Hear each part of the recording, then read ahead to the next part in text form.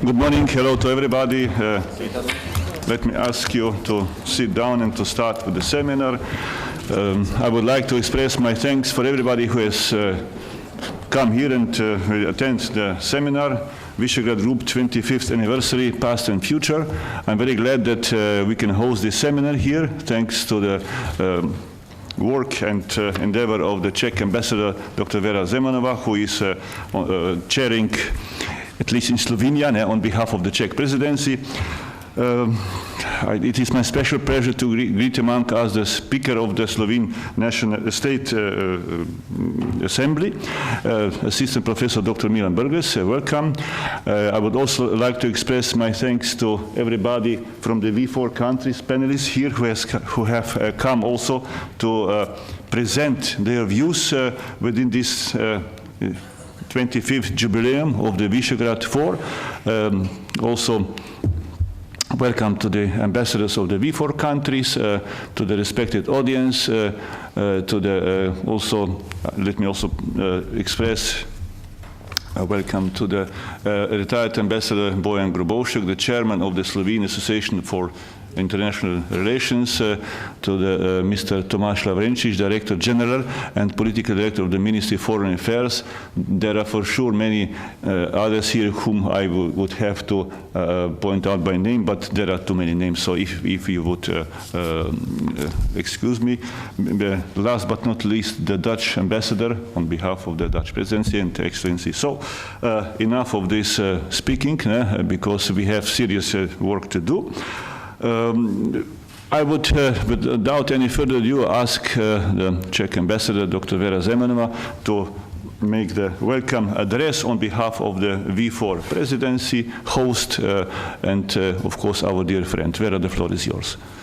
Your Excellency, Dr. Milan Brglez, President of the National Assembly of the Republic of Slovenia, dear Excellencies and colleagues from diplomatic corps, dear members of the Slovenian Parliament and other Slovenian institutions, dear panelists from V4 countries, ladies and gentlemen, dear all. Having the Czech Republic the presidency of Visegrad Group during the year 2015 and 2016, it is an honor and privilege for me to welcome you all in this seminar to celebrate together the 25th anniversary of its foundation. The world, and in particular the political map of Europe, look quite different then and now. Our four Visegrad Group countries, the Czech Republic, Hungary, Poland, and Slovakia, are not united by a common language, but we share a common historical experience of the second half of the 20th century, and we do know that it makes sense to cooperate. The original focus on the regional policy in Central Europe has been broadened by external aspects. In 1992, the visions of new democratic policy of our countries after the political changes in 1989 had a meeting in Visegrad. The political leaders of Czechoslovakia, Poland, and Hungary, President Václav Havel, President Lech Walesa, and Prime Minister Josef Antal agreed to establish a close cooperation of our Central European countries.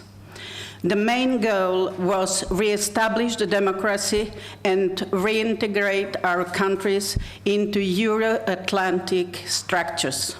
This goal was 100% fulfilled. Nowadays, the V4 works also as a platform for promoting common interests in NATO and EU. The basis for Visegrad cooperation is an open, non-bureaucratic approach to the current political agenda.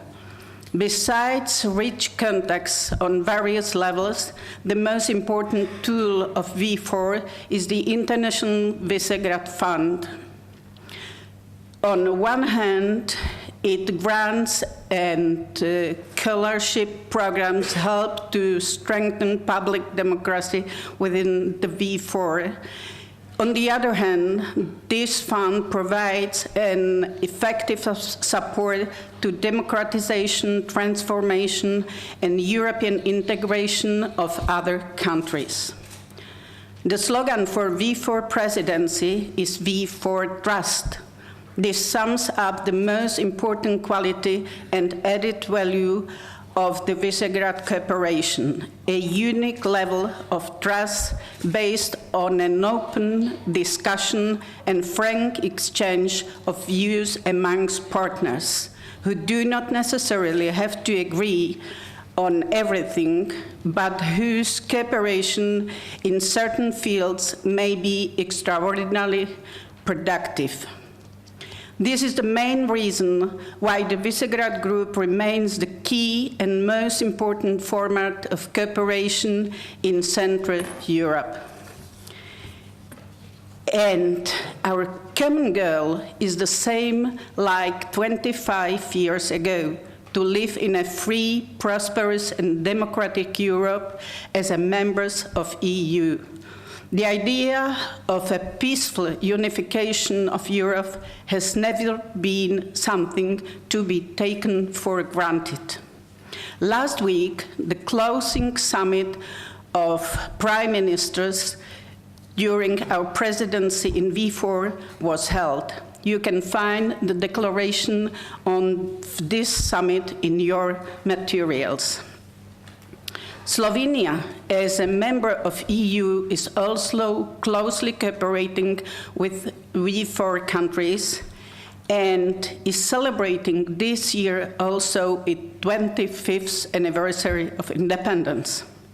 Dear ladies and gentlemen, let me, at the end of my introductory presentation to this seminar, to use the opportunity of the presence of our guest of honor, His Excellency Dr. Milan Brglez, to congratulate him and all the citizens of Slovenia for this anniversary, wishing them all the luck, peace, and prosperity in the coming years. Thank you for your attention.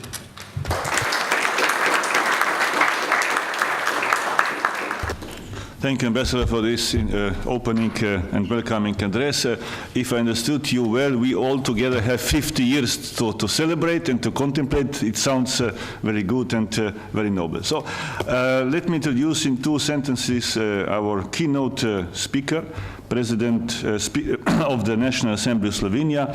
Dr. Brglez is Assistant Professor of the Faculty of Social Sciences and a leading theoretician in international relations. A few years ago, he has published an outstanding book, which is not easy to understand. You have to take some effort, but it's very fruitful, and it brings you effort. When you dwell deep on it, the English translation will be the philosophy of social sciences in the science of international relations. So you can imagine how complex it is, but it is worth reading it. But 2 years ago, he entered in politics, so his speech today, I think, will be more to that part than to the first one. So, Mr. President, the floor is yours. Spoštovane ekscelence, cenjeni gostje, gospe in gospodje, excellencies, distinguished guests, ladies and gentlemen. It is my great pleasure to welcome you on behalf of the National Assembly of the Republic of Slovenia and on my personal behalf on this joyous occasion, the 25th anniversary of the Visegrad Group. I wish to thank the National Council of the Republic of Slovenia and the Ministry of Foreign Affairs for co-organizing today's event, which brings together a number of friends representing and coming from countries that, after the end of the Cold War, decisively choose to forge ties of mutual understanding, support and friendship in their common aspirations to become part of a new Europe. At the same time, it should certainly be noted that this year also marks the 25th anniversary of Slovenian independence. The path that Slovenia chose to tread in 1991, like the then-founded Visegrad Group, was one of peace, stability, democracy and respect for fundamental rights of each and every human being. Our countries are proud to have taken such decisions and I'm firmly convinced that we will persevere in this never-ending mission in the decades to come.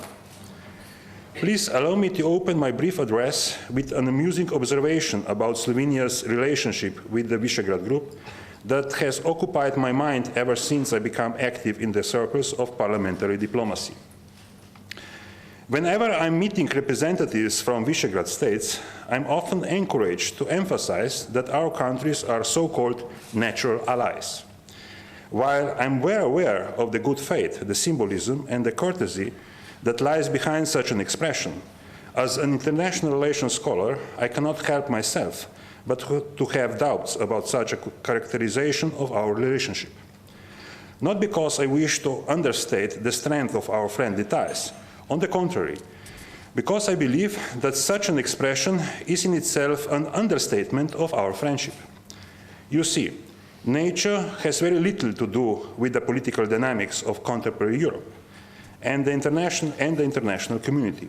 Our relations are socially constructed and represent the results of complex interactions underpinned by our own as well as common historical experiences, values, norms, and convictions, and are influenced by the lively dynamics of our fluctuating common interests. It is not nature that defines our alliance, but rather our desire to belong to a common political community, a common and united Europe that reflects the demands and achievements of our historical struggles, a Europe that we all can and want to call our home. While natural allies surely does sound nice, it simply does not do justice to the historical, political, economic, cultural, and social realities and aspirations that represents the true cornerstones of our friendship and cooperation. Excellencies, ladies and gentlemen, the stories that history can tell about the links that connect Slovenia with each of the Visegrad countries individually, as well as the group as a whole, are both numerous and fascinating. With our neighbor, Hungary, these links go back to more than a millennium, while our Slovenian ancestors settled in the most northeastern part of then historical region of Slovenia, Carniola, known as Prekmurje.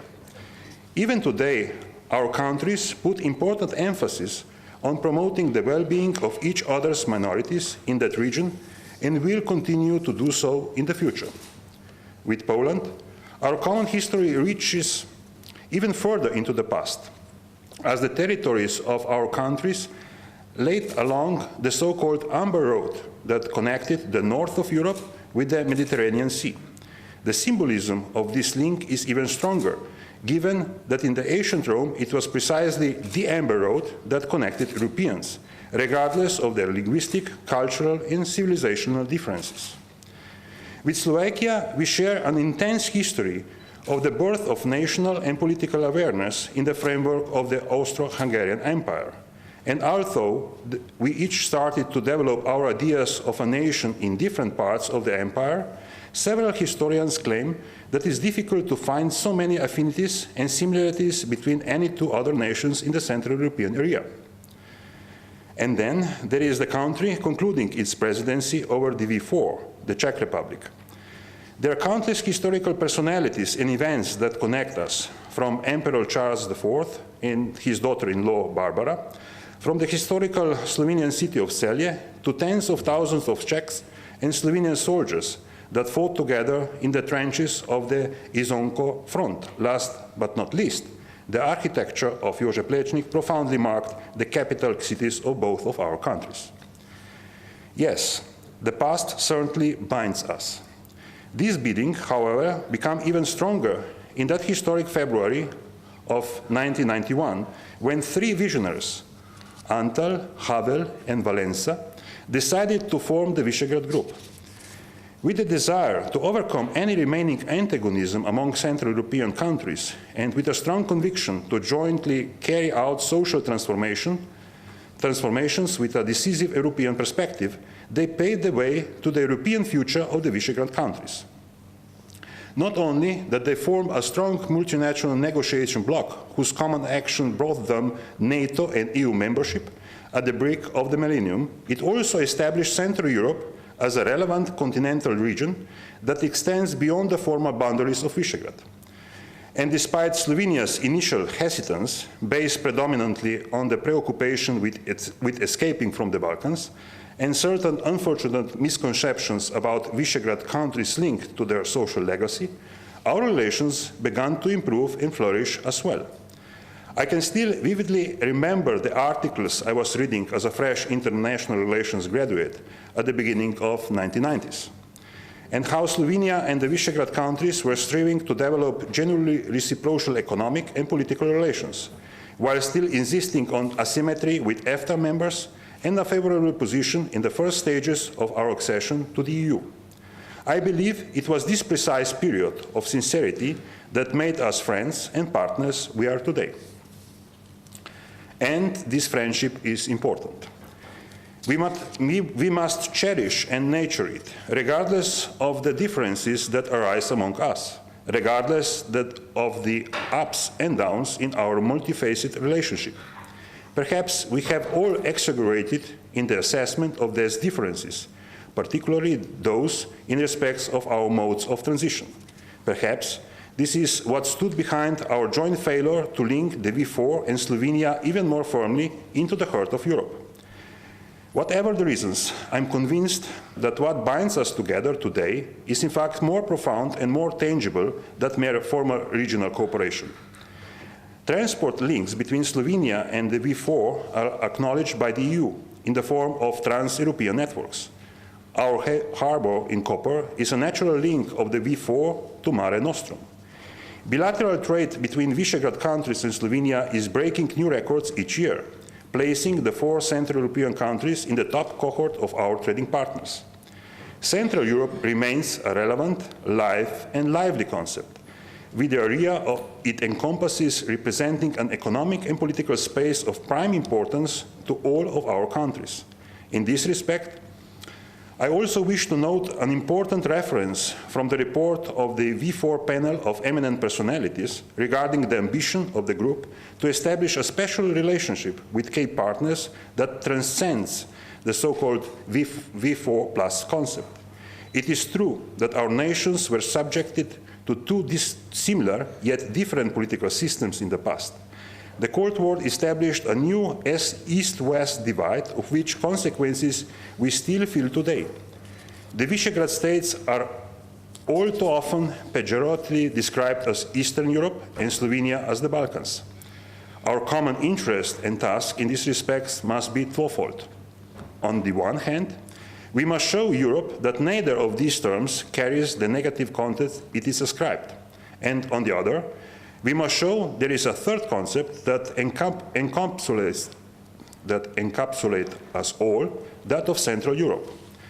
2 important strategic foreign policy documents recently adopted by the Slovenian National Assembly and the Slovenian government define our country as a Central European and Mediterranean state, and particularly emphasize the potential of cooperation with states in Central Europe at all levels, bilateral, regional and multilateral. The Visegrad Group thus remains one of the priority areas of Slovenian foreign policy, and I'm certain that our common interest and actions will produce future results that will benefit us all. Excellencies, ladies and gentlemen, the future of Europe that lies ahead, however, is not as certain as we might have expected or wanted. The current state of affairs in the Union is deeply characterized by a number of great challenges, such as the Greek debt crisis, refugee and migrant crisis, the fear of Brexit, the inappropriateness of EU architecture, growing Euroscepticism, the list goes on and on. We have put several of these challenges under temporary control, but we must not let that be the only answer, let alone the most ambitious one. I am firmly convinced that if the EU intends not only to survive, but also to develop into an even more prosperous organization of states, we will ultimately have to take decisive steps that will ensure stronger decision-making mechanisms on the one hand, and intense supervision of supranational institutions, particularly by national parliaments, on the other. Apart from the consolidation of the EU, the key challenge to an ever closer union will inevitably be the translation of political will into effective decisions through mutually agreed decision-making processes. It is for this very reason that I'm proud to have co-signed the so-called Rome Declaration, drawn up by my French, German, Italian, and Luxembourgish counterparts that offered us such a vision. Not because I believe in a stronger Brussels. No, not at all. Because I believe in a stronger, more ambitious Europe, our Europe. It would be difficult not to spend a couple of thoughts on the ongoing refugee and migrant crisis, a challenge that has preoccupied our agendas in the last couple of months. Slovenia, like some of the V4 countries, has been overwhelmed by this challenge, but managed to confront it in the spirit of humanitarianism and solidarity, while simultaneously paying necessary attention to the security aspects of the crisis that has shaken the integrity of the Schengen area. I wish to express my gratitude to the V4, which acted in solidarity with our country and helped us overcome our manpower shortages. The V4 also took up the Slovenian initiative to assist Macedonia during and after the decline of the Western Balkan route. It was precisely such experience on the ground that made us realize the significance of solidarity and consequently stand up for the European relocation scheme. We could not have expected solidarity from other states without showing solidarity ourselves. If anything, this crisis has shown that we desperately need a viable and humane common European asylum system, one that will allow for sustainable migration on the one, and one that will respect the rights of those in their need, rights that, after all, represent our common international obligations. We must not succumb to the choices between security and humanity, between strengthened external borders and a fair, just, and humane asylum policy. Such choices are false choices. Not only that we must tackle both of these issues at the same time and at once. And we are already doing so. I must admit that the new East-West divide that arose in respect of migration in Europe concerns me. However, I am confident that we will be able to find appropriate solutions. In this respect, I was extremely happy to hear that Slovakia, a V4 country shortly to take over the presidency of the EU, we will work on overcoming the existing fragmentation on this issue in Europe.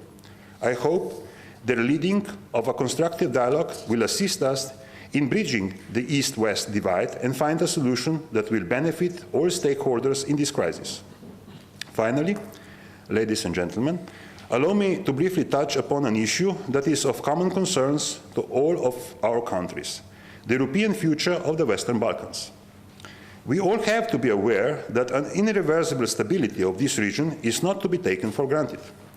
The refugee and migrant crisis, as well as the continuing political turmoil, have put relations among and within states in the region under considerable strain. These challenges can only be tackled through partnership between the Western Balkans and EU member states. That being said, it is important to acknowledge that quarrels and difficulties within the Union must not hinder its enlargement aspirations and the offering of a European perspective to states in the region. I am pleased that both Slovenia and the V4 agree on the necessity to make EU ambitions of the Western Balkans real and tangible. However, the difference between the countries of the 2004 enlargement, which included all of our countries, and the countries in the Western Balkan region, is that the latter will inevitably require more outside assistance to create the necessary political and administrative momentum to move forward on their path towards European integration. Our role, as states that have experienced this path and successfully harvested the benefits of EU membership, it is therefore vital and indispensable. Excellencies, ladies and gentlemen, the future that lies ahead of Slovenia's relationship with the Visegrad Group will undoubtedly surpass our past successes and achievements. In Slovenia, we are grateful to the Czech presidency of the V4 for being attentive in inviting our ministers to a number of groups' ministerial meetings. I as well have had the opportunity to meet on several occasions with counterparts from your countries and with your ambassadors here in Ljubljana. I have learned that even 25 years after the democratic exchanges, we are rediscovering each other. Perhaps now it is even easier than in the past. We are no longer preoccupied with time-consuming and stressful EU accession processes and have more time to seek for new common interests. We are no longer new member states, as some still like to refer to us. Nevertheless, we are exposed to a number of new, unprecedented challenges to which the V4 and Slovenia can jointly search solutions.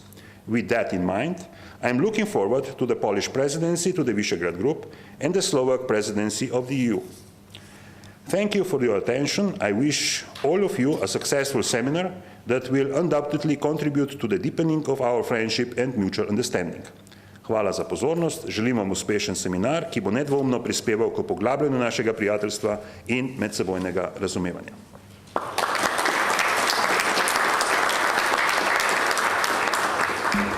Thank you very much, Mr. President, for this very all-encompassing and thoughtful keynote speech. I'm sure it provided also a lot of additional input for our panelists and for their discussions to have a very fruitful and enriching day.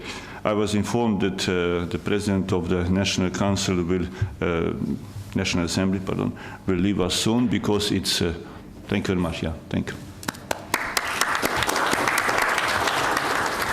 It's Monday, it's beginning of the month, so it means that the regular June session is waiting for him. It will be opened in a few hours, so we can imagine that there is plenty of work still to be done. Before we continue, let me just add 3 sentences. You know, since it's still early hours, mind and eyes need some time to focus on the issue. I would like to express our thanks to the National Council, which hosted us with this hall here, so thank you very much. I would also like to express welcome to the members, to the members of National Council and National Assembly who are here. I don't know how long they will stay because of their work, but thanks for coming. And I would also like to express welcome to the director of the International Trust Fund for Demining, Ambassador Damien Bergant, who is also with us. So now let us move to the central part of this our seminar. We have here 4 distinguished representatives of the V4 countries. They will, from one point of view, present to us their views on the 21st anniversary, past and future, and from another point of view, they will present us and contemplate the role of their countries. So I hope, I'm sure we will have a very fruitful session in front of us. So let me then just without any further ado ask the first one. The first one we have here on the list because of the presidency is Professor Petr Drulak. Professor Drulak, he is the political director of the Ministry of Foreign Affairs of the Czech Republic, also the director of the Minister's Cabinet. He is a distinguished academician as well, has written and prepared many books and articles, so and has also a long career in the academia. It's nice to have colleagues that have that mixture as well, so theory and practice. At the end of the day, it is enriching for both fields. So I'm glad to hear from the colleague Petr Drulak his contribution. So please, Petr, the floor is yours. Excellencies, dear Dr. Yazbec, dear colleagues, ladies and gentlemen. It's a great pleasure for me to be in Ljubljana, in Slovenia again. For me, it's not just a visit to a friendly country. I mean, as a Czech diplomat, we have actually many friendly countries. But Slovenia has something special for me because that's a country where I have real friends from my previous academic activities, distinguished scholars in the discipline of international relations. Some of them actually turning into practice, some of them staying at the universities. Such as indeed Milan Brglez, whom I have known for almost 20 years. And I can confirm, actually, he's not here, so I can confirm what Mr. Yazbec actually said, that his texts always presented an intellectual challenge for all of us. So it's, I'm here today to talk about the V4. These are the last weeks of the Czech V4 presidency. the presidency which commemorated 25 years of the existence of Visegrad cooperation. And a year ago, when we were thinking, actually reflecting in Prague what to do to commemorate this, because that made our presidency a bit special, different from other presidencies. So we thought about a range of events, and one of these events, one of these projects was to provide a new intellectual input into Visegrad. And that's why we organized a panel of eminent personalities. We invited from each Visegrad country 2 people on the advice of the foreign ministers of the respective countries. So we had a panel of 8 people, of 8 distinguished people, intellectuals, diplomats, former politicians, and asked them to give us advice, to draft a report on which would assess Visegrad experience and which would also outline some new directions for Visegrad cooperation. And that's how the report of eminent personalities came into being. I saw actually that some of them already have it. That's it. I brought a few copies. Probably not everyone could get hold of it, but it's available at the website of the Czech Foreign Ministry. So I will say a few words about this report. But before this, let me dwell a bit on one of the concepts which has already been mentioned by Ambassador Zemanová, and which is also part of our logo, of the Czech logo of the V4 presidency, namely the concept of trust. Because trust is probably the most important asset the V4 has. When you ask, or some observers, when they try to analyze the V4 cooperation, they look into how V4 is successful to work as a coalition at the international stage, like having the same position and defending this position towards the others. If you took this measure as a yardstick, then the results are quite disappointing.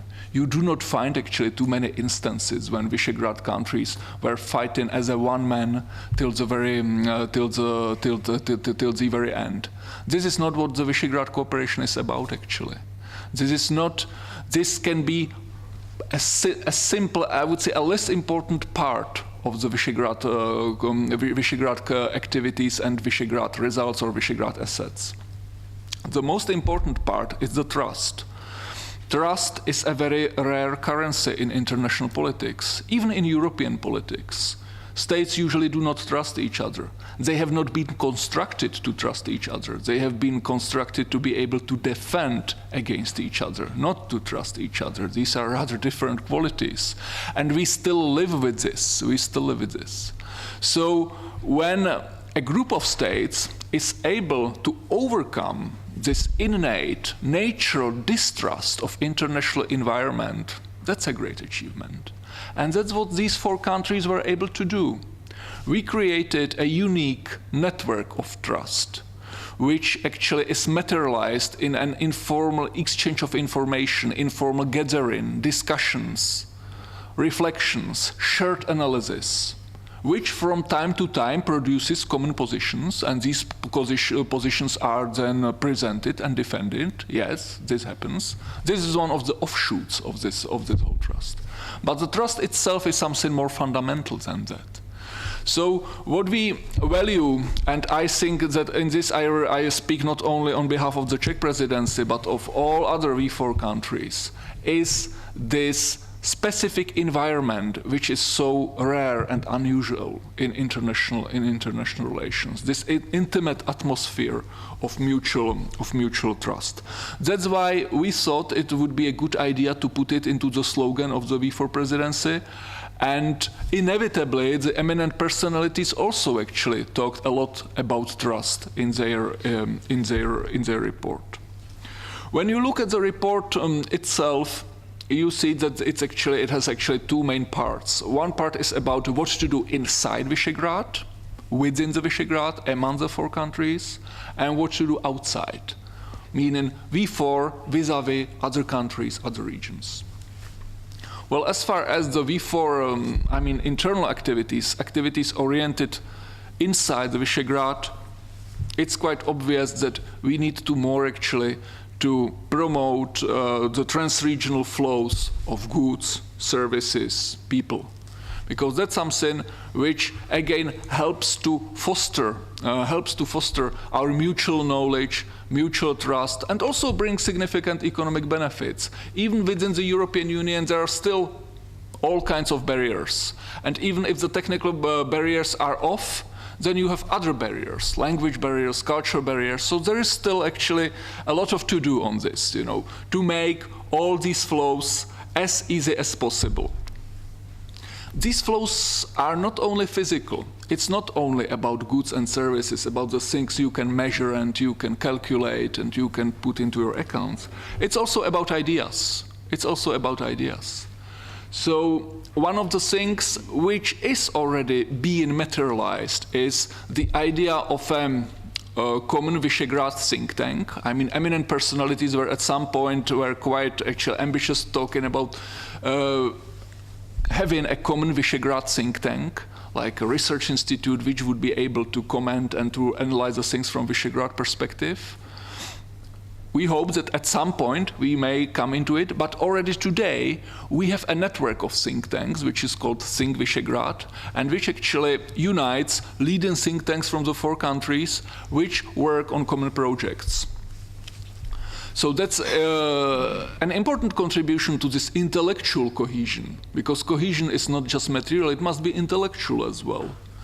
Intellectual and cultural cohesion is also about identity. There is still a way, or there is still, I think, a lot of unused potential towards on the way to a Central European identity. Visegrad is doesn't cover Central Europe. Central Europe is a much broader concept, but Visegrad is a significant part of Central Europe. And fostering Central European identity, Visegrad can do a lot of useful things. This report also believes, and the Czech presidency has no quarrel with it, that the V4 or the political elite in the V4 should do much more to reach to the wider public, to show actually to the citizens what the V4 is and how it is actually useful and why we have it.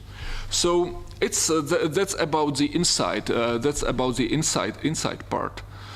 Let me say also a few words about this external dimension of Visegrad cooperation, which is also very important. There is one clear recommendation, and that the V4 group should not enlarge, no new members, and I think that's something which is quite uncontested within the V4 countries. One of the reasons I can imagine is that V4 has never been strongly institutionalized. We do not have strong institutions. Actually, we have only one institution. I will say a few words about it, and this institution will actually get a special slot at this meeting. So, but otherwise, we have rather informal gatherings, ministeriats, meetings at the senior civil servants level, at the parliamentary level. But we do not have institutions. And once you do not have institutions, it's very difficult to enlarge, because this intimacy, we do not have set rules, and enlargement would probably lead to the dilution, to watering down of Visegrad, and nobody would like to have this, because the things which we achieved, trust and related assets, would be probably endangered then. But that does not mean that the Visegrad would like to close in itself. There is actually a strong recommendation, which is based on the current practice, a strong recommendation to cultivate partnerships with other countries. So far, we have had in the Visegrad so-called V4 plus format, which means V4 countries plus another country. And that V4 plus format usually took shape, was embodied in political meetings, sometimes in common projects. And we believe today that this V4 plus should be more strategically oriented. It should not be about the rest of the world, that everyone should be included into it, that we should try countries from all of the corners of the world. We should be more selective. And there are actually 3 geographical orientations which we find essential. And when I say is the Czech presidency and also the report of the eminent personalities, 3 geographical orientations which are essential and where V4+ should be used as much as possible. There is an obvious orientation to the West, which is to the Germany. So when we talk about V4+, Germany is an already, I would say, a tested partner. It's not something new. We have actually V4 plus Germany project that already works. But it's also important from the point of the identity of the Visegrad cooperation, because Visegrad cooperation has always been the cooperation whose supreme goal was to strengthen the links of Central Europe and the Western Europe. Central Europe, Western Europe, and this Western orientation is really important and should be part of the V4 of the V4 activities. Germany is essential in this respect, and possibly other countries which may be interested in that.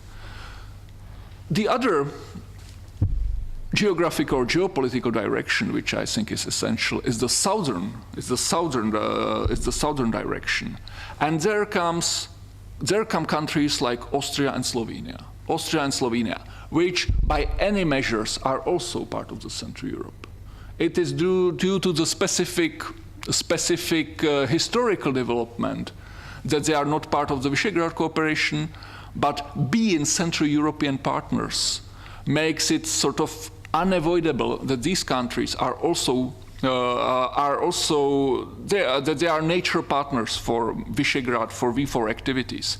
It's not only about these 2 countries, about Austria and Slovenia. It's also about the whole region of the Western Balkans, because the Western Balkans is one of these essential regions in European politics, which brings many risks, but also many opportunities. And I have to say that thanks to European integration, the opportunities today are stronger and more present than the risks, even though risks are not really something to be neglected when we talk about the Western Balkans.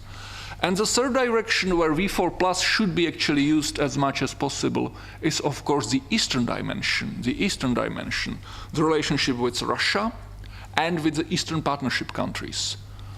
Just Ukraine, Georgia, and Moldavia are probably the essential, but there are also countries like Belarus, Armenia, Azerbaijan, which also make part of the picture, and where V4 again has developed all kinds of activities so far. So these 3 dimensions are the dimensions where V4+ should be used as much as possible. When we talk about V4+ with respect to other countries, we should think twice whether it's really needed or not. Now, there is one institution which is on both sides, or I said there is only one institution, which is the Visegrad institution, and this institution has both internal dimension and external dimension. It's the International Visegrad Fund, and as I said, International Visegrad Fund will have its slot today, so I will not talk too much about it, but just let me say a few words about it, that we find it important because the International Visegrad Fund is an institution which actually encourages both internal cohesion. It funds all kinds of projects which help actually to deepen common Central European identity in Visegrad countries, but it also funds the projects which are actually about external dimension. The projects in the East, in the Eastern Partnership countries. IVF was very important actually in Ukrainian projects of V4 countries, but also in the Western Balkans. What I find really remarkable about the IVF is that it was able to attract attention of external donors. V4 countries are not really the richest countries in Europe, while they are not the poorest either. They are in sort of a European middle class, I would say. But there are actually many rich donors who are interested in Visegrad activities, and they express this interest by actually supporting IVF projects. So these are the projects which are done by Visegrad, by local stakeholders, in cooperation with the stakeholders in Western Balkans, Eastern Europe, and which are sort of supported by Dutch, Swedish, and other donors. There is, when I look into the future, just one thing which I think is important and or worth of mention, and that's the V4 brand. V4 brand is actually quite strong, even though, of course, my impression is that in the last year it was a bit damaged. The reputation of V4 countries is not as unambiguously positive as it was before the migration crisis. That's the case. Let me just make a brief reflection on this. I have to acknowledge that sometimes we were a bit clumsy. I mean, we as Visegrad leaders, we were a bit clumsy. We did the things which were not probably necessary to do. There were statements which were not, which should not have been made. That's true. On the other hand, speaking about the migration crisis, I have to actually reiterate that the doubts which were voiced by the V4, which came from the V4, doubts about whether it's wise to have an unconditional embrace of all the people coming from outside to Europe, that these doubts were legitimate and that they were actually confirmed by reality. Visegrad countries said from the very beginning that before we actually talk about quotas, refugees coming, resettlement, reallocations, we need to have a control of the European external border. That was something which was simply ignored a year ago. Now actually, or after 6 or 7 months, European leaders actually came to the same conclusion, that we need to control the external border. And once we control the external border, okay, then we can talk about further steps. So I think that sometimes, unfortunately, this is still the case.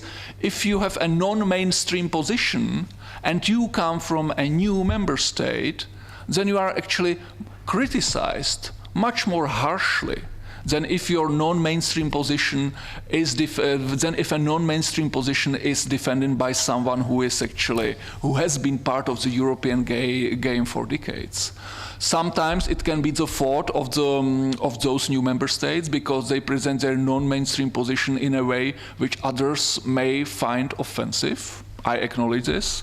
On the other hand, sometimes there is this prejudice against new member states that they are still not European enough, and whatever say, if it does not agree, if it does not fit into the sort of the mainstream framework, is by necessity un-European, unmature. That's a prejudice which exists. And it's actually one goal of the Visegrad cooperation to be able to really get us rid of these prejudices. Because at the very end, I would like to say what I've already mentioned. You know, the very spirit or the very genetic code of Visegrad cooperation is about keeping Central European countries within the European framework. So for me, strong Visegrad can only be in strong Europe. And strong Europe cannot do without a strong Central Europe. Thank you for your attention.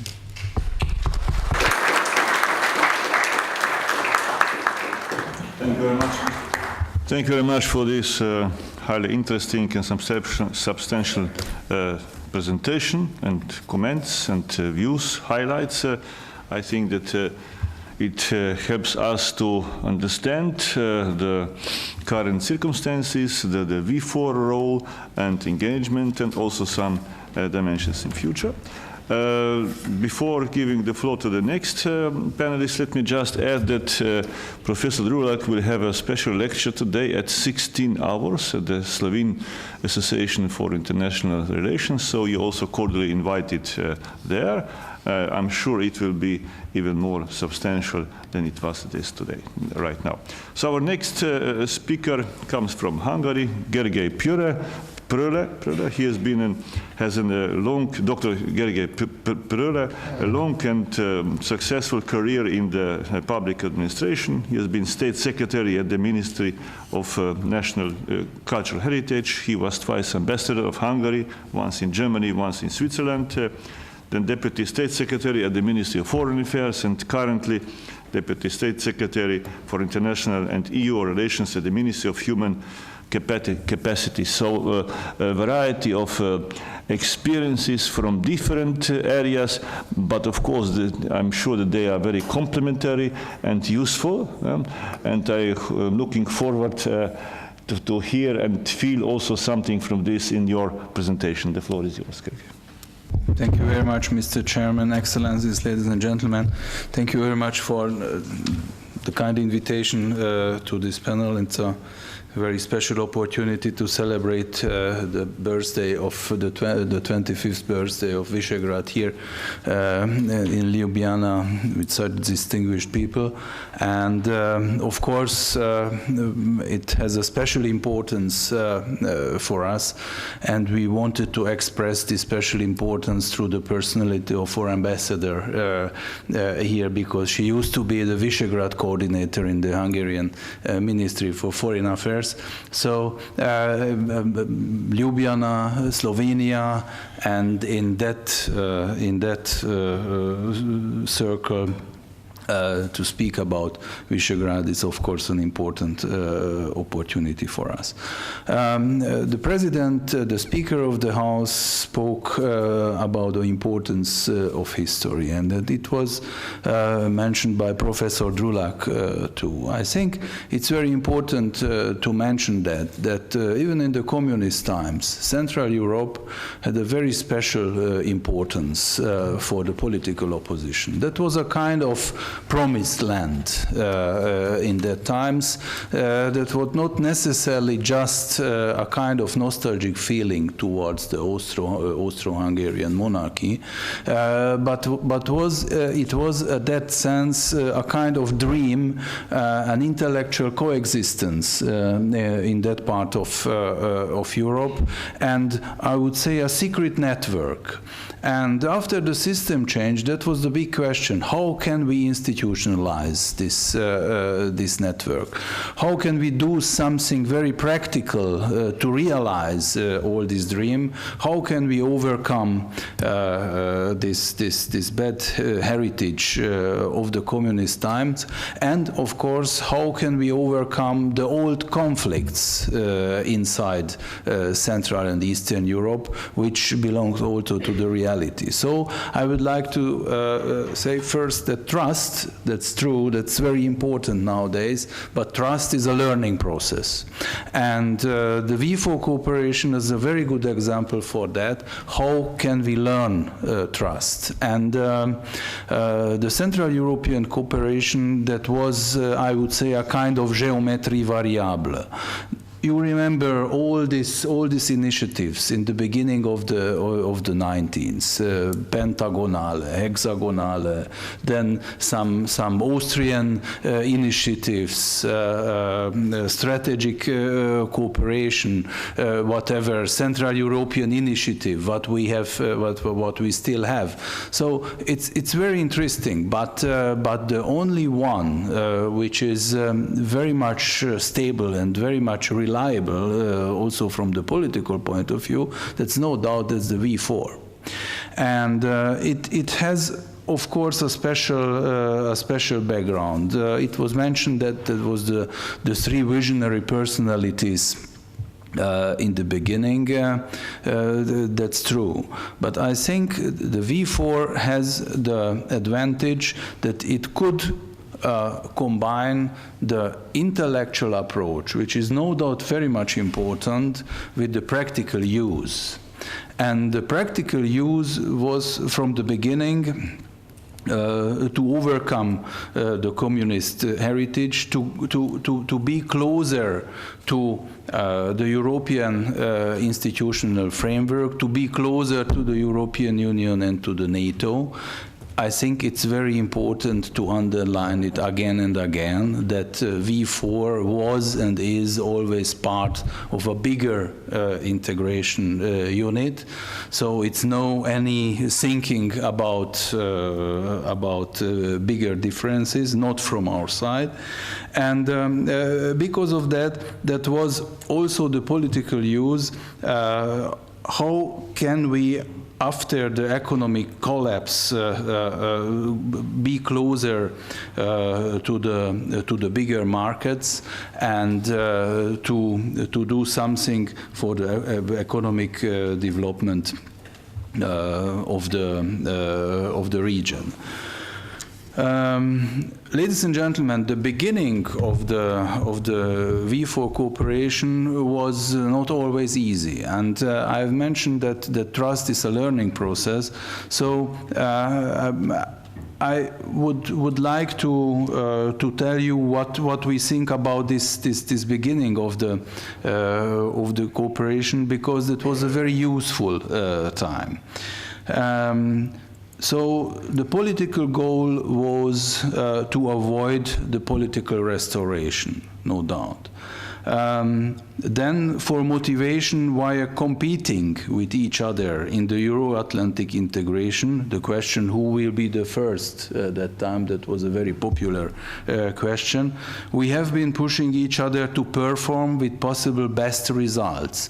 So it's not just a cooperation, but it was, and in a way in some external markets still is, a competition too, but a very fruitful competition. To learn from each other, good and bad, there is no recipe for such a social economic transformation.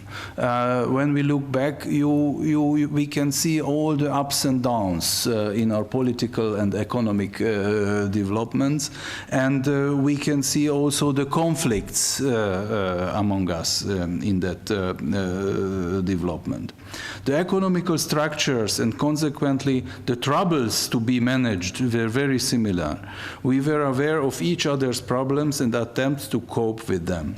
That made automatically a pool of the four. So this experience, this is very important for us, and that's what I've mentioned from my perspective, this learning procedure towards the trust what we have nowadays. And of course, as it was mentioned by Professor Drulag, the external pressure is always very useful to feel more trust to each other. But I think it's very important to speak about the approach, the general approach. We wanted to avoid much bureaucracy. So that was very important, that we wanted to avoid a new structure. The V4 fund is the only one, as it was mentioned, and with the goal that we have this intellectual background, we could create through scholarships, through joint initiatives, this common sense in the V4. Of course, it could be more, because we still have, of course, the historical conflicts. Then, of course, bigger countries like Poland has a different approach to the European issue as smaller countries have. So this kind of joint intellectual background, it has to be developed without doubts. So, ladies and gentlemen, but I would like to speak a little bit not just about the software, so the intellectual background, but more about the hardware. As a result of the strong investment policy, the V4 have attracted lots of foreign investments as a consequence of what the share of the processing industry in the GDP in our countries is higher than the EU average. But we have no cheap energy and no transport connections between our production sites. That is one of the last legacies of the past. We have no cheap energy because we have still one main source based on the current infrastructure created 50 years ago. In order to reduce both the supply risk and the price level, we started to interconnect our gas systems and electricity systems. With this internal construction program, we contribute already a lot to the European Energy Union. There are still some missing links. For Slovenia, a link to the Visegrad gas or electricity market could bring a chance to become a beneficiary of this development. The more our markets are linked, the more flexibility we have in pricing and supply security, with additional business opportunities for the operators. Concerning the transport, the same scheme has to be addressed. We were focusing in the last 24 years on the east-west transport facilitation and neglected the north-south direction. That's in the financing policy of the European Union, based in the financing policy of the European Union. In the meantime, in Western Europe, the density of the transport network is much higher. The number of transport routes from north to south in Western Europe is higher than that we have here, what makes it difficult to connect the different production sites and the region, and thus the creation of new value chains. There are several tunnels through the Alps, but only one through the Carpathians. There are 3 landlocked countries in the V4, meaning a huge hinterland market from logistic operators of Slovenia. It is Slovenia's interest to join activities dealing with the enhanced north-south transport routes, including new ones leading to the port of Koper. So, ladies and gentlemen, I think the sense of this event today is about to clarify what should be the role of the V4 towards Slovenia, and to help our Slovenian friends to clarify for themselves what should be their relationship to the V4 cooperation. And because of that, I think we need the intellectual arguments and the practical arguments. The intellectual arguments were already delivered by Professor Drulak. I think it's very important to find the institutionalized network of this Central European thinking. And no doubt that is today Visegrad 4. So to be more active in the cooperation with V4, to join these actions, it could be a clear political advantage for Slovenia. And I try to deliver the practical arguments. I think transportation and energy, they are the key issues for the future of the Central European economy. And if Slovenia and V4 are able with joint efforts to contribute the European energy policy, and through joint efforts to develop this transportation network, that would be a clear added value, not just for the Central European cooperation, not just for the V4, but for the bigger European networks. And I would like to repeat, and that was also mentioned by Professor Drulak. V4 is a strong part of the European cooperation. Solidarity is there. Solidarity is not just expressed through the quota system, which is now suggested by the European Commission. We are a solidar part of the European cooperation, and through these practical initiatives, which were mentioned before, we can even more express our solidarity with Europe, our strong belief that that type of European cooperation is very important nowadays, because no doubt live on the periphery. We should never forget that the V4 countries are on the periphery of the European Union. We have a special responsibility. We have to do something to defend the European values and to avoid conflicts which could remember us to the Cold War era. So, ladies and gentlemen, it's a pleasure to speak with the Slovenian friends about the V4 cooperation, and I would like to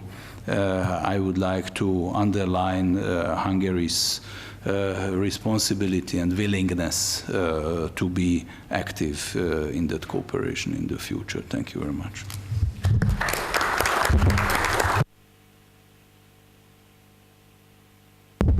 Thank you, Dr. Perle, for your contribution to the discussed topic, and thanks also for your remarks, suggestions, and encouragement regarding the bilateral relation between our two countries and between V4 and Slovenia. It's good and useful to hear this. Now we move to our third speaker, to Mr. Piotr Bajda from the Poland. Professor Bajda has been active in the academics for a long time. Recently he has been university lecturer at the Institute of Political Science at the Cardinal Stefan Wyszyński University in Warsaw. He is also a research fellow at the Institute of Political Studies at the Polish Academy of Sciences. He has published also a lot, and his main research activities or areas of interest include geopolitics of Central Europe, new political elites in the region, Visegrad Group, and some others. Currently, he is completing an interesting, I guess also important, research project with the title Model of Political Decision-Making of Small States in International Affairs, Slovak Republic Foreign Policy, case study for the years 93 to 2012. Having in mind also the fact that Poland will take over the chairmanship of the V4 in a matter of days, we can look forward to your presentation. So, Piotr, the floor is yours. Mr. Chairman, Eminences, ladies and gentlemen, thank you very much. It's a pleasure for me to be here. And I think that 25 years of Visegrad Group is a good opportunity to sum up such format of regional cooperation and reflect on its phenomenon. I'm sorry for my academic manner, but I'm trying to prepare almost everything in the form of presentation, but don't worry, it's just a few slides, and I hope I will keep my time. No less important, in my opinion, is a question on the role of the Visegrad 4 in Central Europe, especially now when a large part of our region is within the European Union. And why I think we can define Visegrad Group as a phenomenon. Because, first of all, let me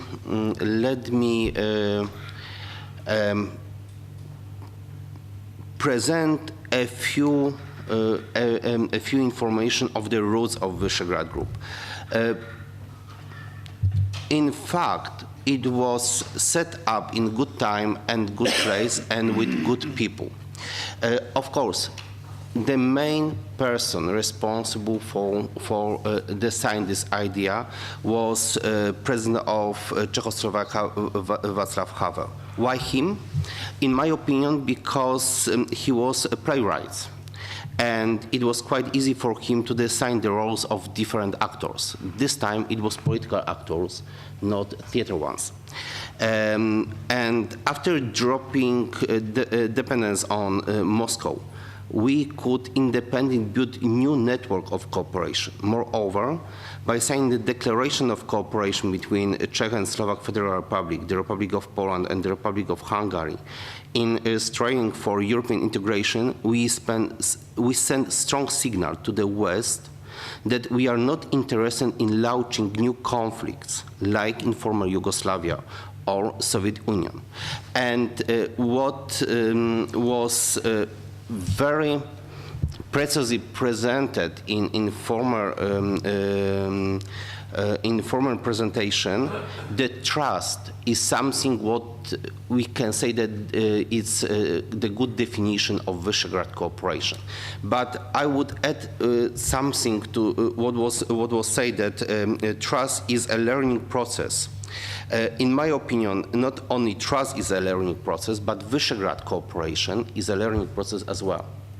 And it is why I'm quite optimistic that the future of Visegrad Group is in good light, and we are able to find a good we are able to find good new ideas and to find it as an opportunity.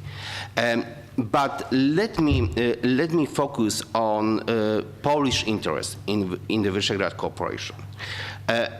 Fact is that from Polish perspective, Visegrad Group is the oasis for Polish foreign policy, especially when we are trying to manage our relation with the East and with the East. From our perspective, cooperation with partners within the Visegrad Group is our gate for Western Balkans. Czech colleagues, Hungarians or Slovak friends are much better prepared to manage relation with Western Balkans that there is our experience. But what is a Polish challenge? In fact, Visegrad Group is more challenge than opportunity. There is some kind of manner. Poland actually is the biggest state within Visegrad Group. Our idea and our task is how to be in the moment of presidency, to be a leader without domination. And this is, I think, one of the best lessons what Poland achieved within Visegrad Group cooperation. It's not neither easy nor comfortable to be a medium-sized country. Medium-sized country like Poland can be regarded as a threat by a small states and as a competition actor for large countries. Poland must be able to lead a very wise and responsible policy in the region. The role of medium-sized states in such format of cooperation is to be able to lead region with all its consequences. It is natural that small states sometimes hide behind bigger, and this bigger one is exposed to fight on behalf of the rest of the group. In Poland, it is also living conviction of our responsibility for regional cooperation. Without the activity of the largest states, it's difficult to say that this cooperation will be able to alive. Especially when we are talking about so exclusive format of cooperation limited only for 4 countries. It's fact that there is some kind of challenge for us to keep this format of Visegrad 4. Otherwise, it would be easier for Poland to be able to cooperate closer, for example, with Romania or Baltic states. But in fact, this exclusivity of the Visegrad format now it's our strength and I think our trademark. What is challenges for Poland in such kind of cooperation? There is the few ideas what is now the most important task as is defined by Polish foreign policy. First of all, what was mentioned is a question of infrastructure. It means our support for Via Carpathia corridor to give a chance to build enough convenience infrastructure to be able to meet each other. Other thing, what I think is worth to mention is V4 Bitter Group, as not as something what should replace responsibility of the whole European Union, but as a way to support this efforts of Europe to be able to design good security architecture. And of course, no less important thing is this way of this manner of activity of Visegrad Group to keep consultation process just on the European forum. And this mutual support in the European Union is useful tools to support not only big countries but small as well. And where I can see the main key of success of Visegrad format. Fact is that we have weak institutional framework. This weak institutional framework is or was replaced by trust. From theoretical point of view, presidency in the V4 is very unique tool to manage regional cooperation. For 1 year, each of Visegrad 4 countries keep a role of international decision-making center. And without trustness, it would be impossible to give to one hand so powerful tool. So this is, in my opinion, this is one of the key tool of our success. And why I think that we can build on the base of Visegrad 4 political hub in Central Europe. It was mentioned that now we have a lack of cheap energy. But fact is that there is some way how to build alternative for Russian gas, for example, as a picture. So this is why not only Polish, Slovak or Czech presidency is so interested in keeping idea of common gas market. The roadmap of this common gas market was prepared during last Polish presidency between July 2012 to June 2013. And it is good place to present what does mean presidency in the V4. This is the picture of the program of the first presidency, Polish presidency in 2001. So it's difficult to say that it was ambition plan. Just one page, few events. This was the program of Hungarian presidency in 2013. So it means that you have more than 30 pages of events, activity, ideas. So presidency in the V4 is also some kind of tool how to mobilize the state which hold this presidency. It's something what even someone is more skeptic to this kind of format of cooperation. It's challenge not to be worse than the predecessor, and this is something what I personally like very much in this format of presidency. And of course, what was mentioned, and I'm sure that Mr. Sikora tell us much more what does mean Visegrad Fund for Visegrad cooperation. Let me just to present a few facts.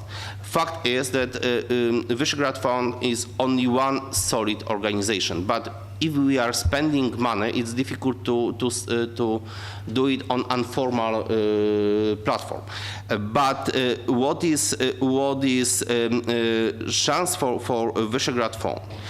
First of all, this is another way how we as a V4 are able to cooperate with our external partners. We have V4 Plus as a format of cooperation with the third countries, or even not only countries, but with the third regions, like meeting of V4 with Baltic states, Scandinavians, Western Balkans summit, or something like that. But this Visegrad Fund is a way how we are able to build more informal links and networks, how we are able to build this cooperation on the field of academics, self-governments, NGOs. In fact, if we are not able to meet easily because of this lack of infrastructure, this is another tool how we are able to strong this process of cooperation on other than only political level. And it is why there is the map of implemented projects by the International Visegrad Fund, and what is interesting that it's not only limited to the Visegrad 4 countries. So this is the way how we are able to build this wider network of cooperation, focusing or basing on this V4 format. It is why I think that as one sentence of conclusion, that Visegrad 4 could be very useful macro-regional European center, linking north with the south, and supporting European agenda, especially towards our eastern partner. Thank you for your attention.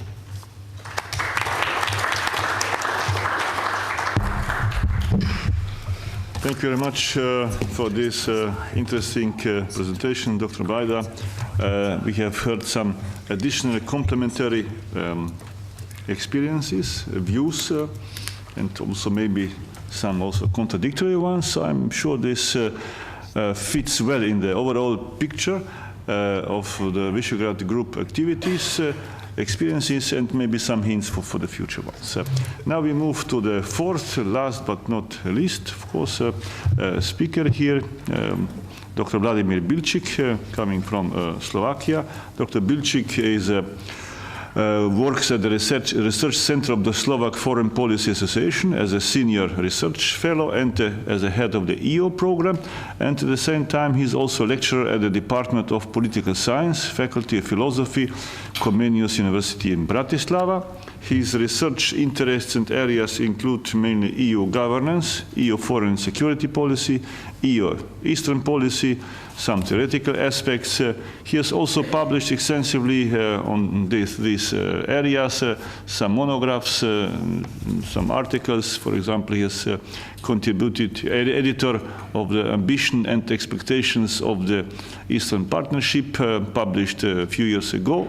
He's also co-editor of the New Member States and the EU Foreign Policy, From Outsider to Visible Voices, and so on. So, having in mind also the fact that that Slovakia will chair or have the EU presidency in the second part of this year, in 17 days, I think. So we can look forward to hear also the presentation from him. So, Vladimir, the floor is yours. Good morning, and thank you very much, Chairman. Excellencies, I guess our discussion ought to be beginning in a minute or two, so I'll try not to keep you waiting for too long.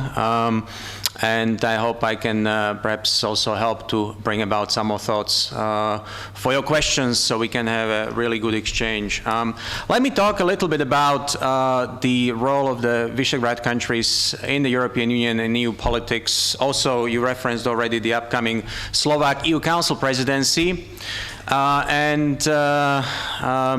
Before I start, we've already heard a few names associated with the Visegrad, the history of it, the politics of it, the initial stages. Let me pay tribute to someone who served in Ljubljana as a Slovak diplomat, died last summer. His name's Juraj Migaš. He was a good friend of mine. I knew him for about 20 years, and I think he's also somebody who embodies very well why Visegrad has become very much an alive concept, not only in the region, but in the wider EU sense. Juraj and I talked a couple of years ago about the possibility of my coming to Ljubljana, giving a talk on some aspects of EU politics. It never quite worked out, and that's why I'm happy I'm here, and I'm also grateful to Pavel Vizdal, our chargé d'affaires, who invited me to come, and also to the Czech embassy for this opportunity, because I think apart from those big names, the politicians in history who were at the start, at the root of this project, it's people like you, diplomats, diplomatic corps, but also academics, students, business people who keep the idea of regional cooperation very much alive in very much the practical day-to-day business. So I think it's important to remember this, and I'd like to highlight that too, because without that glue of specific people, that cooperation, indeed that trust at various levels, which Petra Drulák talked about, just wouldn't be present. Indeed, we can think about the Visegrad in various ways, and some of these have been outlined already. What is the Visegrad cooperation? In political terms, it is a platform for dialogue among the V4 countries, and a very successful platform at all working levels, up to the prime ministerial level, and we've all gotten used to the fact that the V4 prime ministers do meet before the European Council summits in Brussels, but also they meet less formally.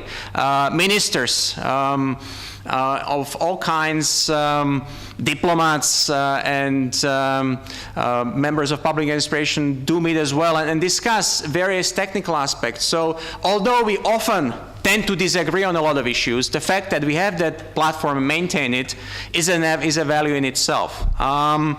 It's also a brand, yes, a brand which has been tarnished in recent years, particularly in the last year and a half or so, due to a number of events in the European Union, especially related to migration, but not just migration, a series of crises which actually began with the Eurozone crisis, with the events in the eastern neighborhood, particularly the war in Ukraine.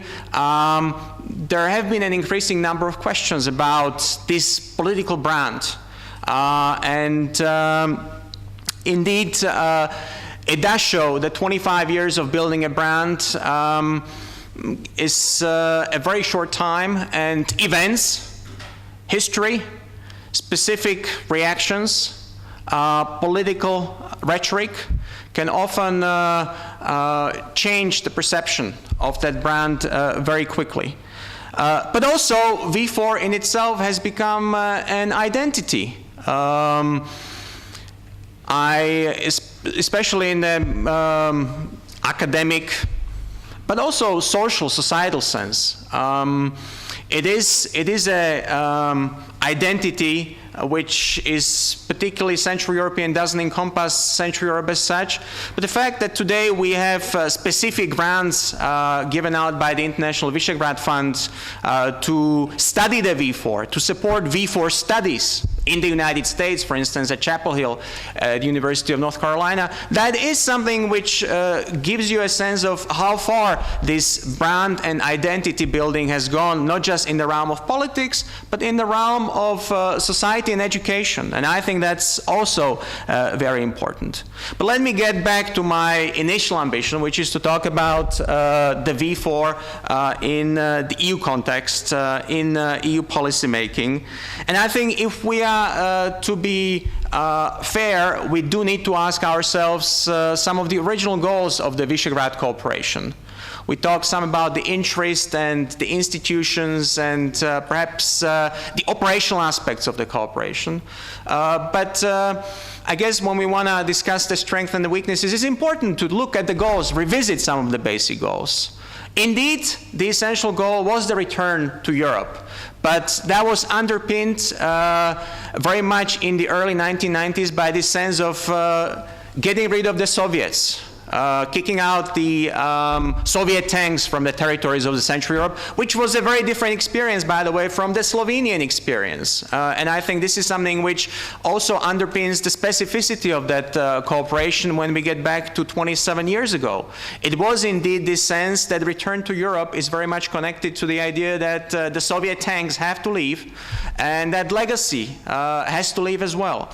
Of course, then the Visegrad group was very much based about the common goal of joining the so-called Euro-Atlantic structures, both NATO and the European Union, and was very helpful when it came to specific problems in the region, particularly related in the 1990s to Slovakia's inability for political reasons to be part of that initial package of economic and political integration. So it worked as a glue at various instances, also in the last decade, and a glue which helped the region fulfill these goals. In other words, we did have a pre-written template in the realm of politics and the realm of the EU dealings around key strategic goals. Post-2004, after we joined the European Union, that template was less clear, but nonetheless still, we wanted to do well and perform well in the European Union, which for a number of years was very much tied to the ambition of the individual and collective efforts of the V4 to complete our full-fledged membership, namely get into the Schengen, namely join the Eurozone, so far just by Slovakia, namely get rid of all the transition arrangements which had been agreed prior to 2004, so kind of assure the equal participation in the realm of EU policymaking. Now, today, I think that template is largely gone.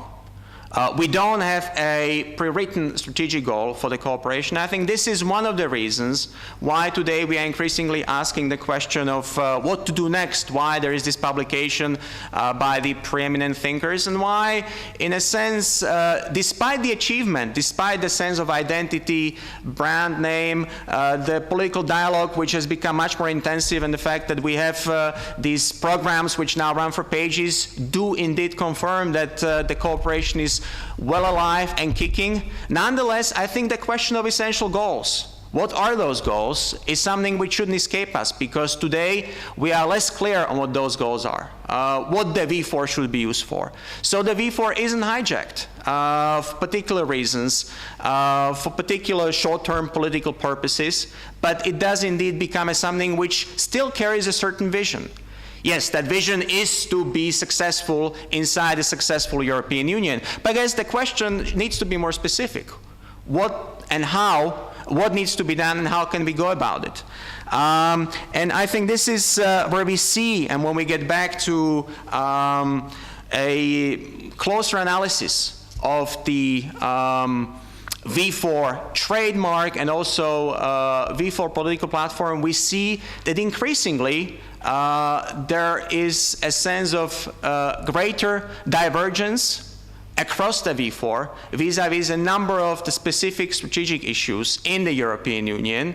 And there is also an increasing sense of contestation, not just the contestation of the EU identity, but I'd say also political contestation of the commitment to the V4. On the one hand, we have many wonderful conclusions at the level of prime ministers. We have clear documents which read well. At the same time, when you listen to political rhetoric across the region, you get often a sense that that rhetoric differs on many occasions from what's written in these documents. And of course, that does undermine the trustworthiness of the kinds of commitments which are often hard to arrive at, as the diplomats know from their daily tasks. So I think this is something we do need to confront, and this is something we also should discuss. How to make that platform today credible and sustainable, despite the fact that we don't have a pre-written template, and despite the fact that politics, also regional politics, has changed and has become more contested vis-a-vis a number of issues which perhaps a number of years ago we took for granted, such as the future of EU enlargement. This might be one of the perhaps less pronounced priorities of the upcoming Slovak EU Council presidency, but very difficult to deal with, not just in Brussels and in the EU context, but also in the region. Eastern Partnership. The war in Ukraine has changed the landscape of responses across the region, and we don't have a clear answer how to deal with the East, and we don't have a clear answer how to approach Russia.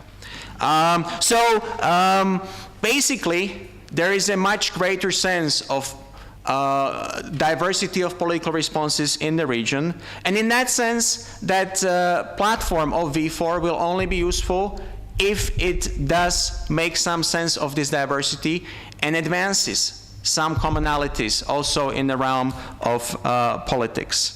So I think we need to be honest. We need to be honest about the level of fragility, but also honest about the level of weaknesses in our individual countries in the region to deal with a rising number of challenges in the European context. I think this is clearly a problem at the moment, not just problem for the Visegrad countries, problem for the EU as such, problem for other member states.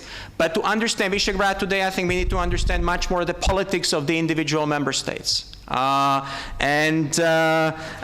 reason for that is that the Visegrad itself has become a platform which works as a reactionary political platform. It's a base for responses, common responses, but responses to events, sometimes expected, often unexpected. The Slovak EU Council presidency, which is coming up, is a case in point. And let me just leave you with some last remarks on this.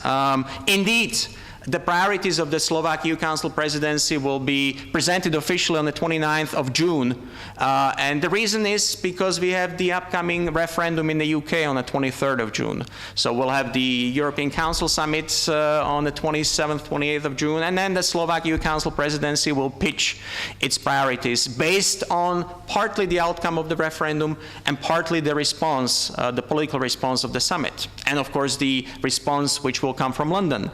In a sense, no matter what happens, it's already clear that Visegrad politics, Central European politics, is going to be affected by the UK referendum. Today, the question for European politics is how do we keep the EU together? And in that sense, the question for the Visegrad countries is how do we keep the V4 together in an EU which might start crumbling?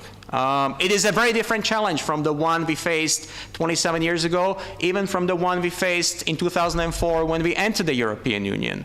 So I think we have a whole different menu for policy and political challenges for which we have no clear answers. What I can leave you with is a sense of thinking, certainly perhaps in some analytical circles in Slovakia, about what might happen with the presidency, also depending on the UK vote in June. If the UK does decide to stay in the European Union, it's not going to be necessarily a huge sigh of relief, yes, immediately, but there is going to be real business to be done, on getting the legislative work on the package agreed in February. It's not going to be an easy task for the Slovak EU Council presidency. A lot of member states may want to extract benefits from a specific deal on curbing social benefits for Central Europeans working in the United Kingdom. But it's going to be an opportunity perhaps to pick up some common agenda, and let's think about what the V4 could push together in the digital single market, in the energy union, when it comes to issues of capital markets union, banking union, of course, questions of enlargement. With UK deciding to stay in, this might be an opportune moment to engage the Western Balkans on practical matters and push ahead with the opening of certain negotiating chapters. And of course, migration. Migration is going to be a huge big deal on the agenda, and this is where the V4 has a clear set of common red lines, but I think what's expected also during the Slovak EU Council presidency is a positive contribution to moving the migration agenda ahead, and that's going to be difficult. with the overall sense of how Central Europe has performed on this issue in recent months. But again, here is a challenge, and that challenge comes to basic political communication. Yes, we did make mistakes in the region. Sometimes we're naive, and we're losing on the communication front, partly because we are new to the project, partly because we know very little of each other across the European Union, even inside the V4. To finish up, if the Brits do say no, I think we are in for a lot more crisis management, and the Slovak EU Council presidency will be tasked overseeing that, while perhaps you might expect more divisive politics and also political opportunities picked up by political actors in the region, which will make the EU debate even more divisive in Central Europe. So more divisions inside the Visegrad, potentially. In that sense, it's not going to be a nice picture. I guess the challenge for Slovakia and the challenge for Polish presidency will be to keep some sense of togetherness on this.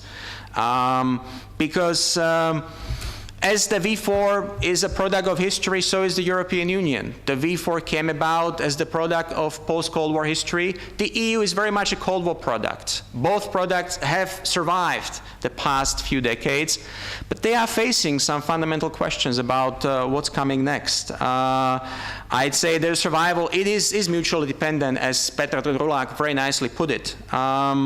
And I think the V4 never had more space and freedom to define its own voice, its own interests, both collectively and individually. At the same time, we are in a context which has perhaps never been more rudderless or more without a sense of clear direction. In that sense, the challenge really is here with us. Intellectual challenge of ideas, challenge of what we can produce, and I think this is something which I'd like to discuss in the next few minutes. Thank you very much.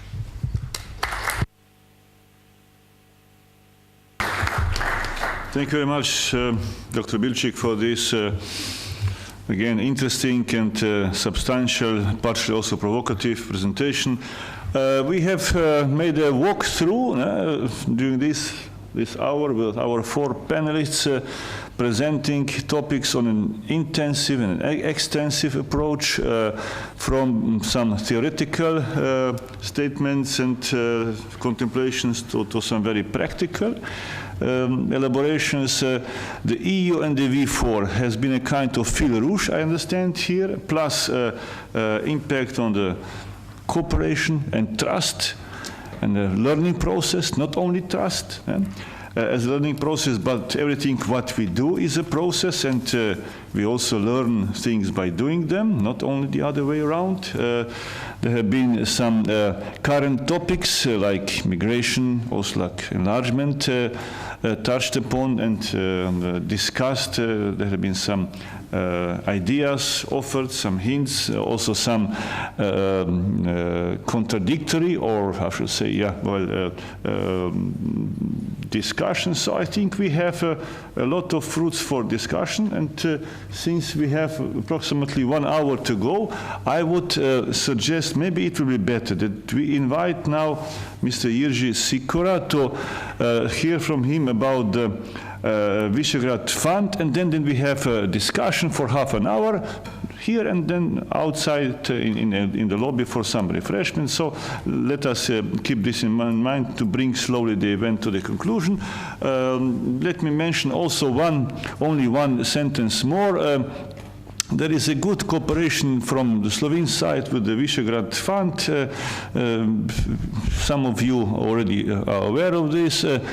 In the autumn of the last year, there has been one good project between Visegrad Fund and Slovenia, namely the Center for European Perspective, who is the publisher of the international scientific journal European Perspectives. It comes out twice biannually, has received a grant from the Visegrad Fund for the topic, for the special issue devoted to Slovenia and V4 cooperation. So let me express my thanks once again that you have recognized some value in this, our proposal, and of course looking forward to hear from you more about Visegrad Fund. We have here heard some reflections on this, so it will be a good introduction for your presentation. The floor is yours, Jiří. Thank you very much. Excellencies, ladies and gentlemen, distinguished guests. It's a pleasure to be here. It's a challenge after such a distinguished panel to add anything, because my predecessors basically outlined everything which I was going to talk about, but that's a beautiful context, and I'll try to fill in some of the blanks if they're left. So I'm bringing a voice from Bratislava, but I'm Czech. We are trying to slowly internationalize the staff of the fund. So I shall speak on behalf of the fund, on behalf of my director, who sends her regards. And I will try to tell you very briefly, but again, some of the things were already mentioned. The fund was established, currently it's a teenage offspring of the Visegrad Group. We celebrated 15 years last year, and this is our 16th year of operations. Only some 9 years ago, 9 years after the Visegrad Group was already functioning.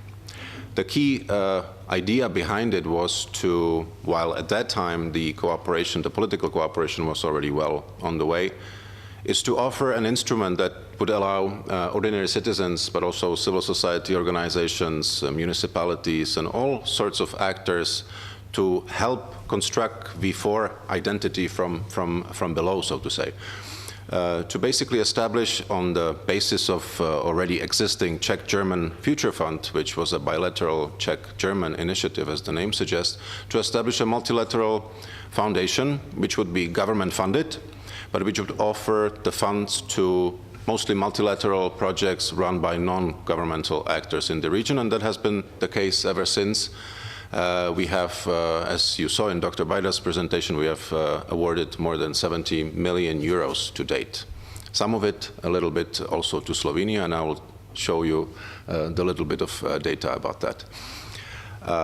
We look for what is beneficial for the region, which of course you may imagine is difficult in the multilateral projects. That is actually the key, and I will speak a little bit about the grant programs to find suitable partners in the region. All projects have to have multilateral, have to be of multilateral character, and have to have a clear added value for the region. So it doesn't matter in the end who the lead applicant is, who comes up with the idea, as long as the ideas that are developed within the project are beneficial for Central Europe or for the Visegrad region as such. As it was mentioned also before, after the accession of the 4 countries in 2004 into the EU, the fund started orienting itself along with the foreign policy of the Visegrad Group on the outside, and we now have the 2 main regions of interest or target regions, one being the Western Balkans naturally, and one being the Eastern Partnership countries. We are, as you've heard, the only solid organization of the cooperation. I will not get into details. I will just maybe add to what was said already. Just as there is a rotating presidency in the political Visegrad, in the Visegrad Group, there's also a rotating presidency in the Visegrad Fund. These 2 presidencies sometimes overlap. Currently, we have the upcoming Polish presidency in the political Visegrad, while until the end of this calendar year, Poland also holds or chairs the Visegrad Fund.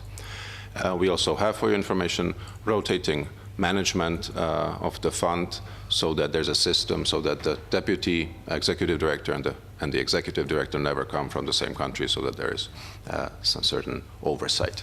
We have been very generously funded by the 4 governments. Currently, the budget is 8 million euros, but as it was said by Professor Drulák and others, we have managed to attract foreign co-financing to some of our programs, namely to those aiming at the Eastern Partnership countries.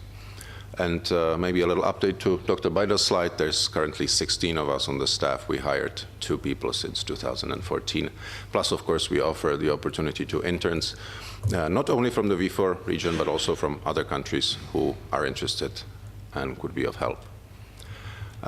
Speaking of the instruments, we have grants, so that's a first chapter. I will not get into the details, but of course, logically, we have grants that cater the internal cohesion, be it on the smaller scale for small grassroots NGOs, but we also offer bigger funding opportunities for universities, regional governments, and so forth. It was also mentioned that we have this by Dr. Bilčík, I believe, the Visegrad University Studies Grant, which is a wonderful instrument that could be utilized by any higher education institution worldwide, which has a course or develops a course or a whole degree program dealing with the Visegrad region. That way we were not only able to support the Chapel Hill course, but we also had courses supported in the United States and in Germany, but also as far as Indonesia. So this is a very attractive tool in which we also as a fund secure the brand and the intellectual building of the Visegrad brand outside on the academia floor in the world. And then we have, this is the multilateral projects, and then we have individual, which was also mentioned, individual scholarships and fellowships, which are offered to currently citizens of 17 countries. I'll show you a map on the next slide, which those are, but again, we are covering the V4 region and we are covering the Eastern Partnership and the Western Balkans, allowing reciprocally for scholars, but also for fellows and for researchers to come for as long as 4 semesters to any accredited higher education institution. I'm not saying university because science academies are part of this.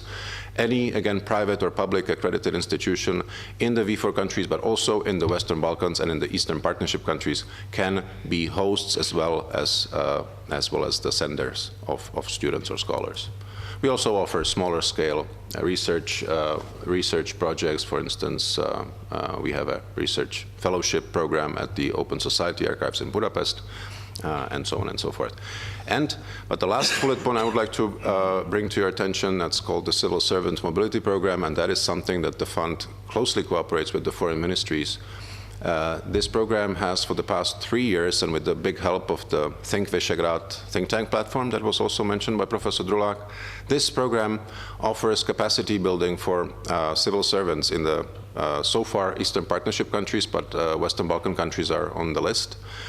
We have so far had several dozens of civil servants from Ukraine and Georgia come to the 4 countries.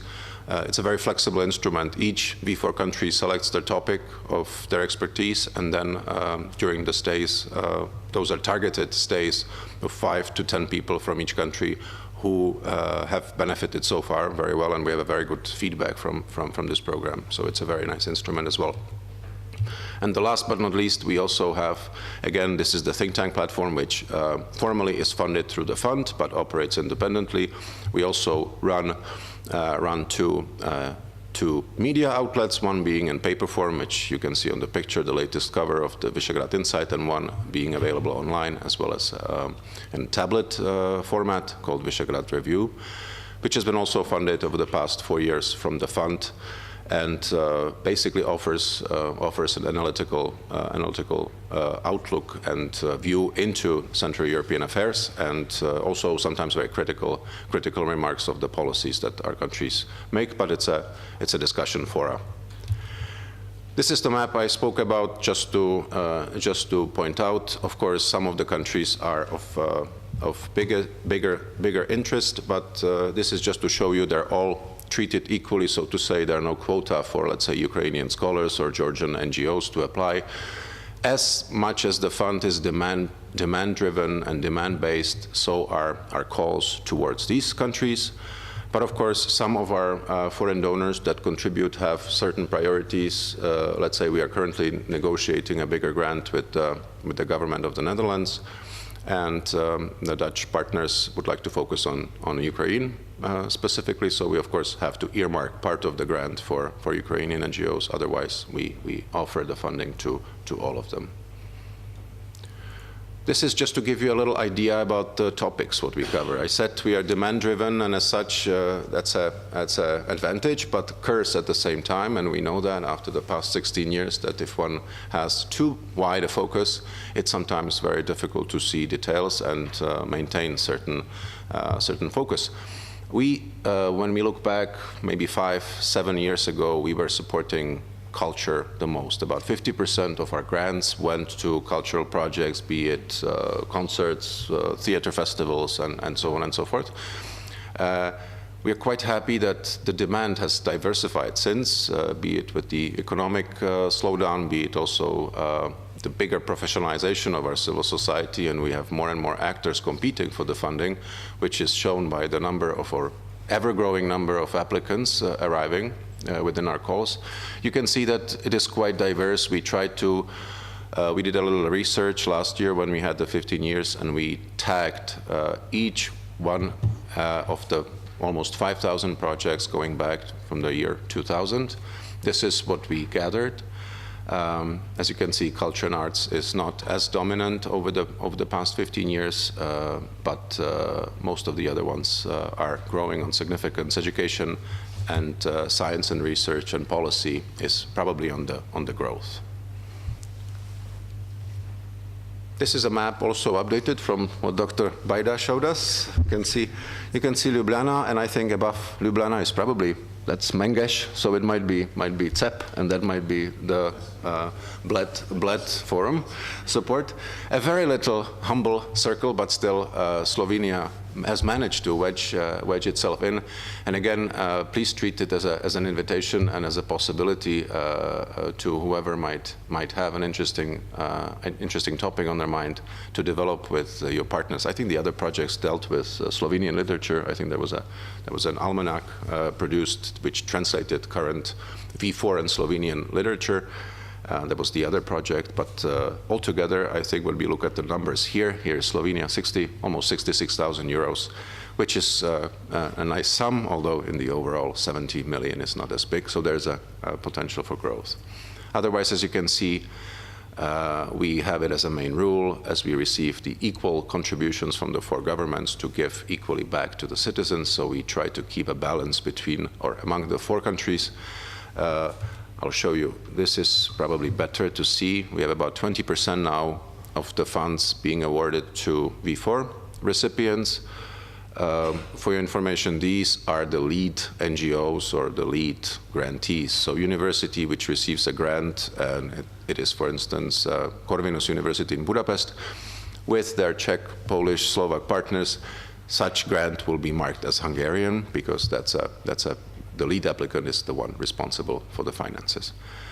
Eastern Partnership, this is overall, but when you look at only last year, you see that the numbers are quite higher. Currently, we have about 1/4 of all our funding going, so to say, outside of V4. Eastern Partnership being the biggest priority, and the biggest number of projects goes there. Western Balkans right after, and then the other non-V4 would be the Chapel Hill, but also mostly other Western European countries. And this is just to close the numbers. When we were analyzing the foreign contributions to the fund, you can see these are the countries and governments and international organizations from these countries that contributed so far, with the Dutch contribution being so far the highest, and Sweden, South Korea, United States, Germany, Canada, Switzerland, and so on. And this is just to show you a little bit in the region that is of core interest, of course, to Slovenian foreign policy as well as to the V4. This is an overview of what we have funded so far in the Western Balkans, being split into the grants.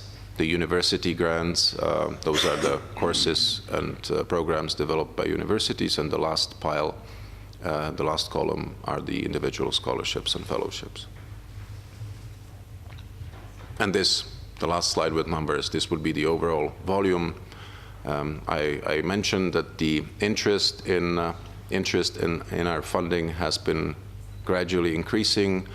So far, if we took all of our applications and all of those that we supported, we would have about a 32% success rate, but please take it with reservations, because of course there are certain programs that are more attractive, such as artist residencies in New York, where we basically have to refuse nearly everyone because we award 4 of those, 1 per country, and of course we have hundreds of applicants. And there are certain very highly specific calls that do not attract such high volume, naturally. And this is just to give you a last little glimpse in our exercise going back to 15 years. We took the names, the titles of all the grant projects. So this is the 5,000 grant projects, and we put them in a sort of machine and tried to calculate the frequency of the words. So this is some sort of a non-dynamic word cloud when you see the different words as the key themes that the grants have been dealing with. I am not going to read it, and I hope you can have an idea, at least what is behind it.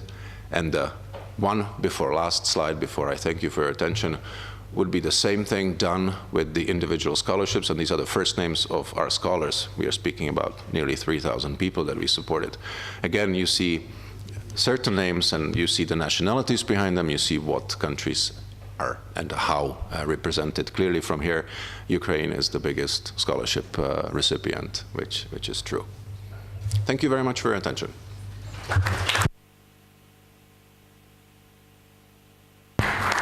So thank you very much for this very interesting, refreshing, cloudy presentation. We learned much of it, and I hope that some of us also got interested and motivated for some future possible applications. We have, let's say, 20 minutes more to spend here. I think if we take, let's say, 3 brief questions to our panelists, and this will be that for the morning part of our event. So I invite you now to for the questions to our panelists. Brief introduce yourself, because we don't know the majority of you, so that we can wrap up today's event with this. So the floor is on your side, to say so. If you don't mind. My name is Mikhailo Brodovich. I am ambassador of Ukraine. First of all, I would like to thank you to the organizers for organizing such a wonderful event, which is called Roundtable Discussion. Well, the fact is that my country was participating in majority of the programs organized by V4 Plus, in the format V4 Plus, especially while it was just very important for us as far as the visa liberalization process was concerned. Well, very fruitful was the cooperation in local border movement. Well, and I'm really happy and I'm really satisfied that on the results of the summit that took place a few days ago on the 8th of June, while there was the joint statement of the Prime Ministers was adopted, and especially for that separate chapter, where Ukraine is mentioned.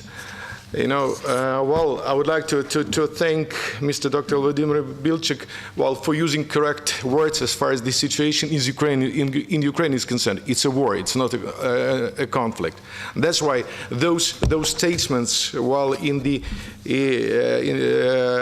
concerning Ukraine, are very important for us. What I actually mean is, the supporting of Ukraine as far as the granting of visa-free regime is concerned, supporting of Ukraine as far as the on reform paths, and especially support of Ukraine, as far as our independence, sovereignty, and territorial integrity is concerned. You know, especially in this very moment, when there are some initiatives of some representatives, to discuss the possibility of lifting or liberalization sanctions against Russia. Well, I do believe so much that it's completely incorrect even to touch this question, until Minsk agreements are fulfilled fully. Well, at least well, the party should start with the article number 1, which where it is clearly written, complete ceasefire.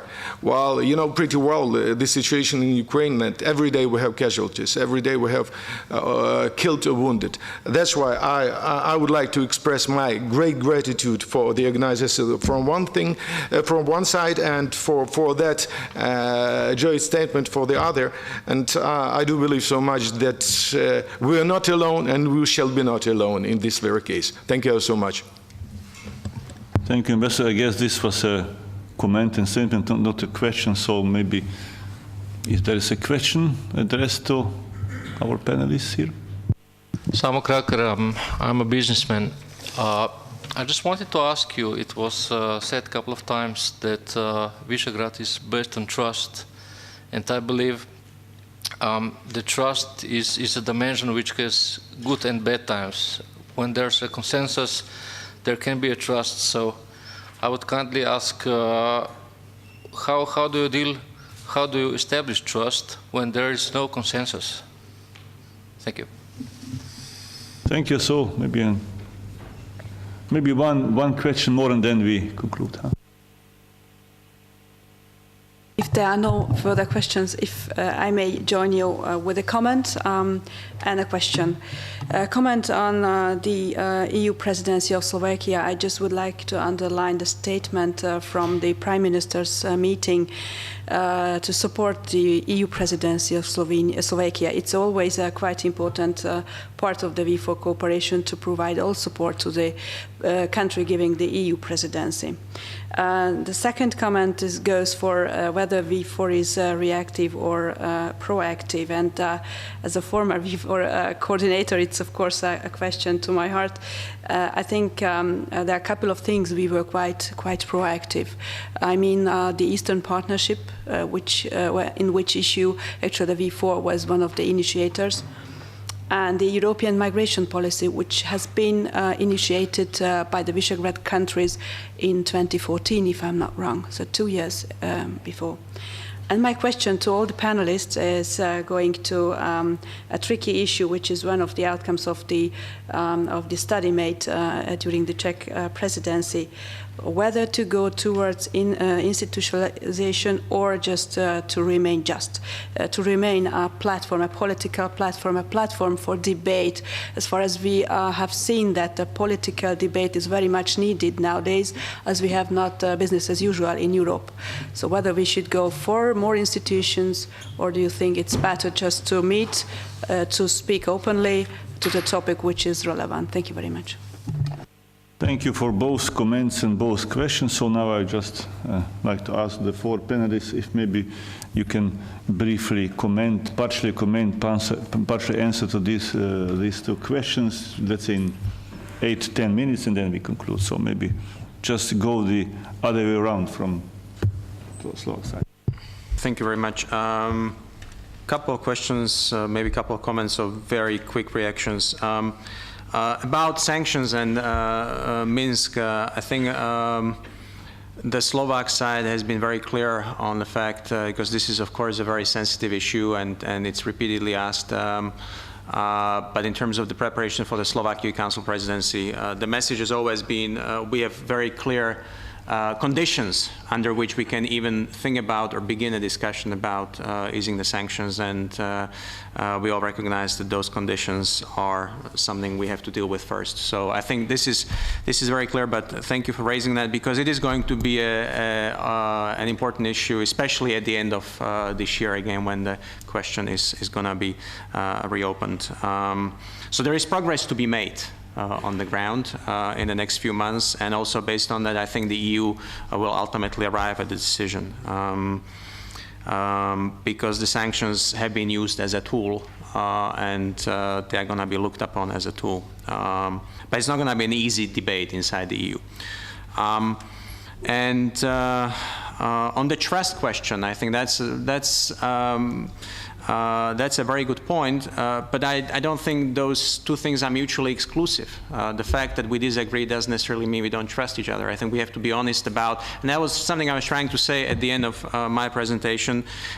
These are not easy times for Europe. These are not easy times for the V4, despite all the achievements. And I recognize, as the Hungarian ambassador mentioned, some of the activities in the past, like the Eastern Partnership.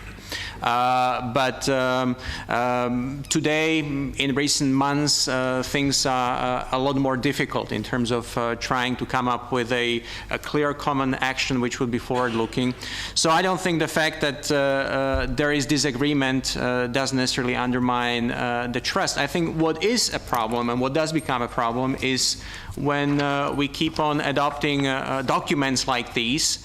And of course, over time, they become less and less a basis for day-to-day politics. I think this is something where the V4 is in danger of falling into a certain trap, which, of course, we feel in the European Union as well.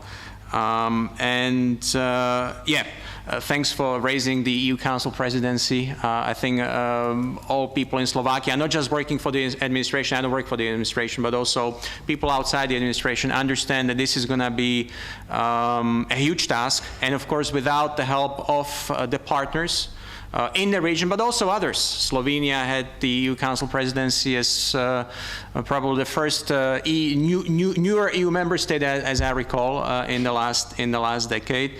Of course, any support will be not just welcome but necessary for any achievement of that presidency. There are clearly dossiers on the table which I think can be moved ahead when it comes to the legislative pipeline, of course, that context of a regional sense that these are things which we can all work on is going to be important when it comes to success of the presidency, but also the success of the Polish V4 presidency. There are some practical issues which are, for instance, tied when Poland is going to put this emphasis on intra-Visegrad connections. We have and this is something I didn't mention, that's why I'm going to raise it as the last point, we have difficult talks coming up on the multi-annual financial framework and the revision.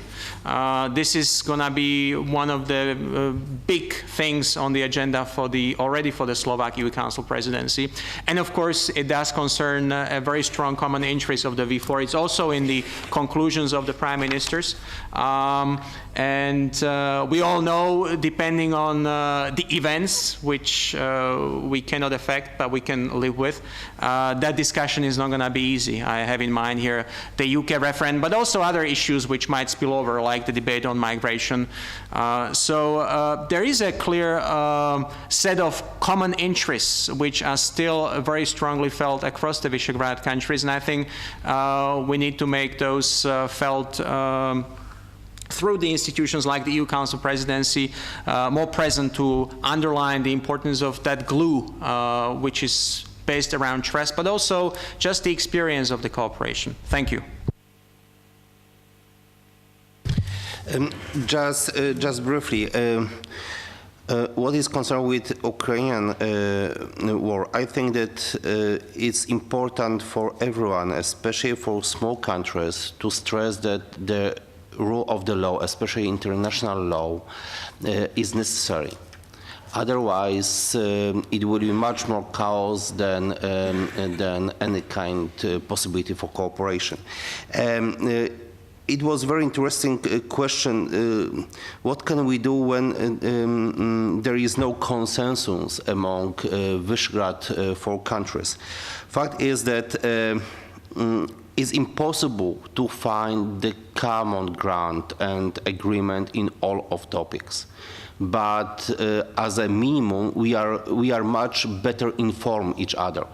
So sometimes such kind of information is worse, and especially on international level, on the European level, this cooperation of Visegrad countries as an information platform is extremely important.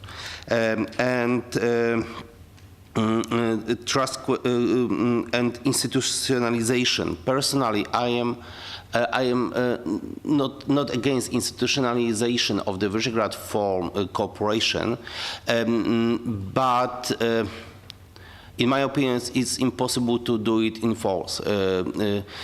The Central European Initiative is a very good example that we have solid institution without any life inside. So this format of presidency is quite functional to keep this Visegrad cooperation. But maybe this is the question in future. And of course, it's political decision, and especially from my perspective, is a decision of our small partner. Thank you.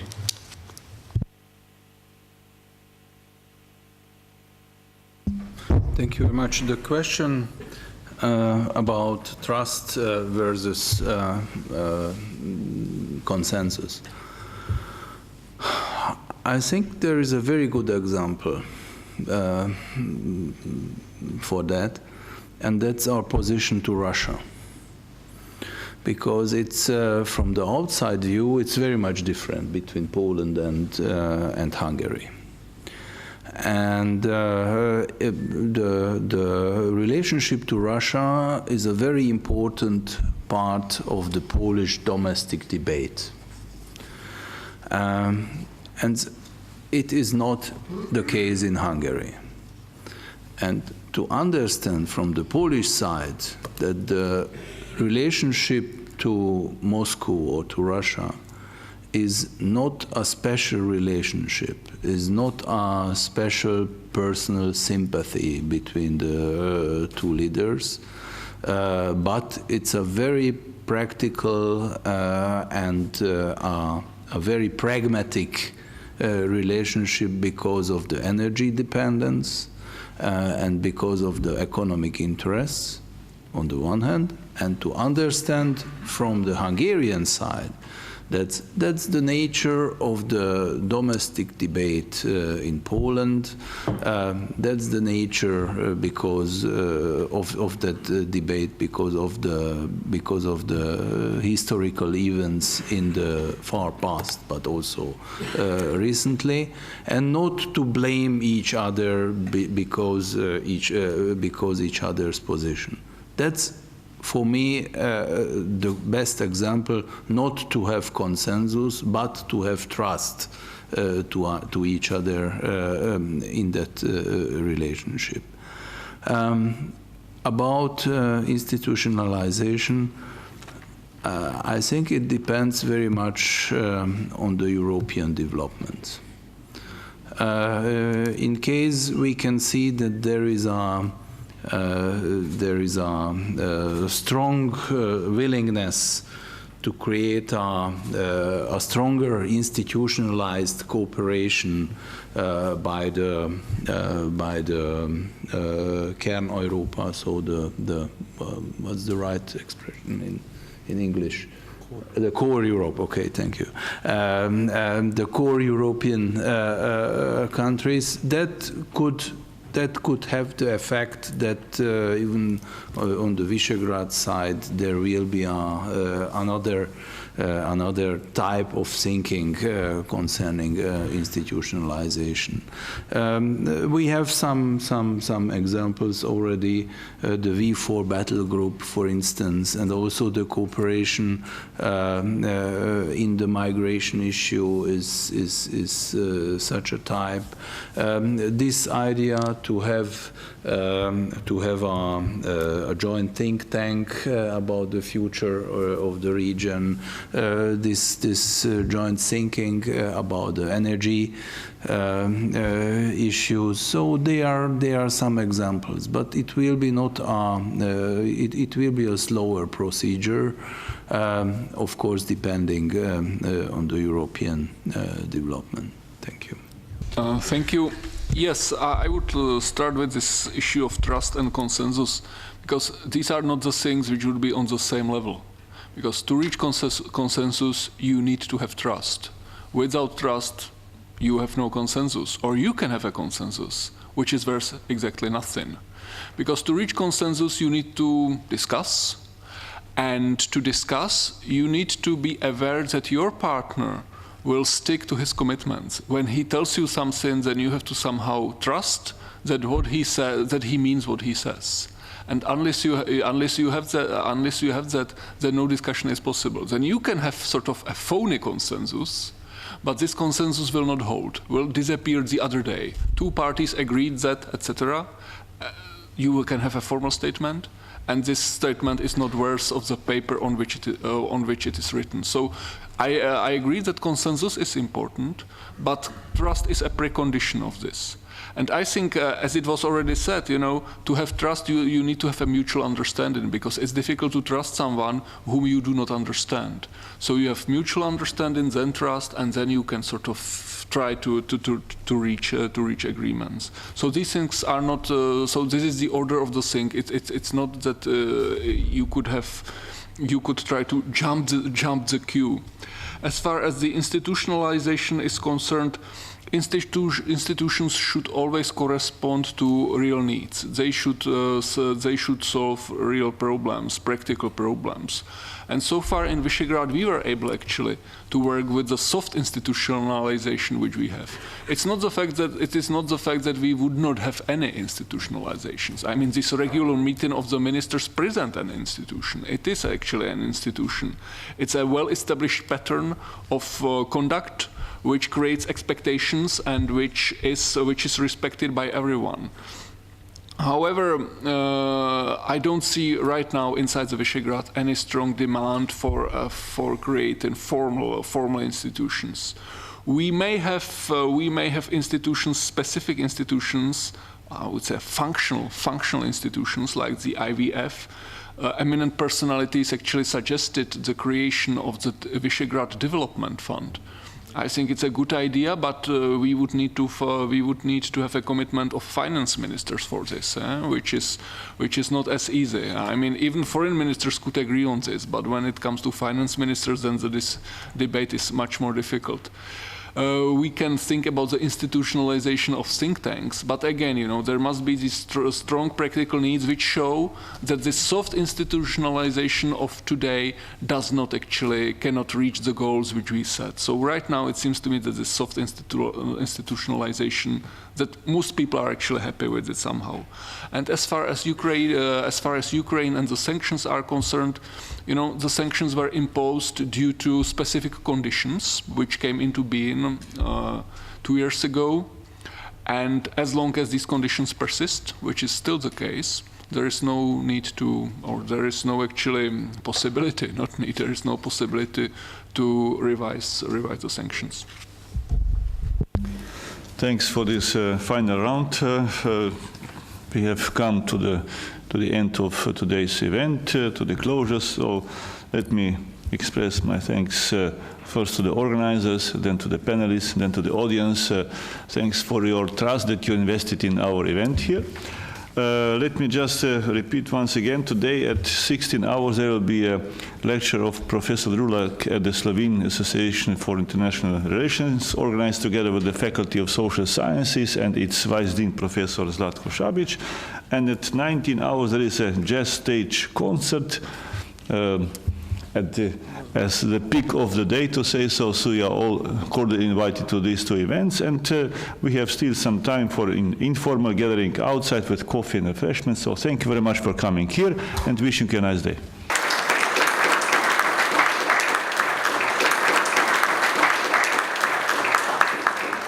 Thank you very much.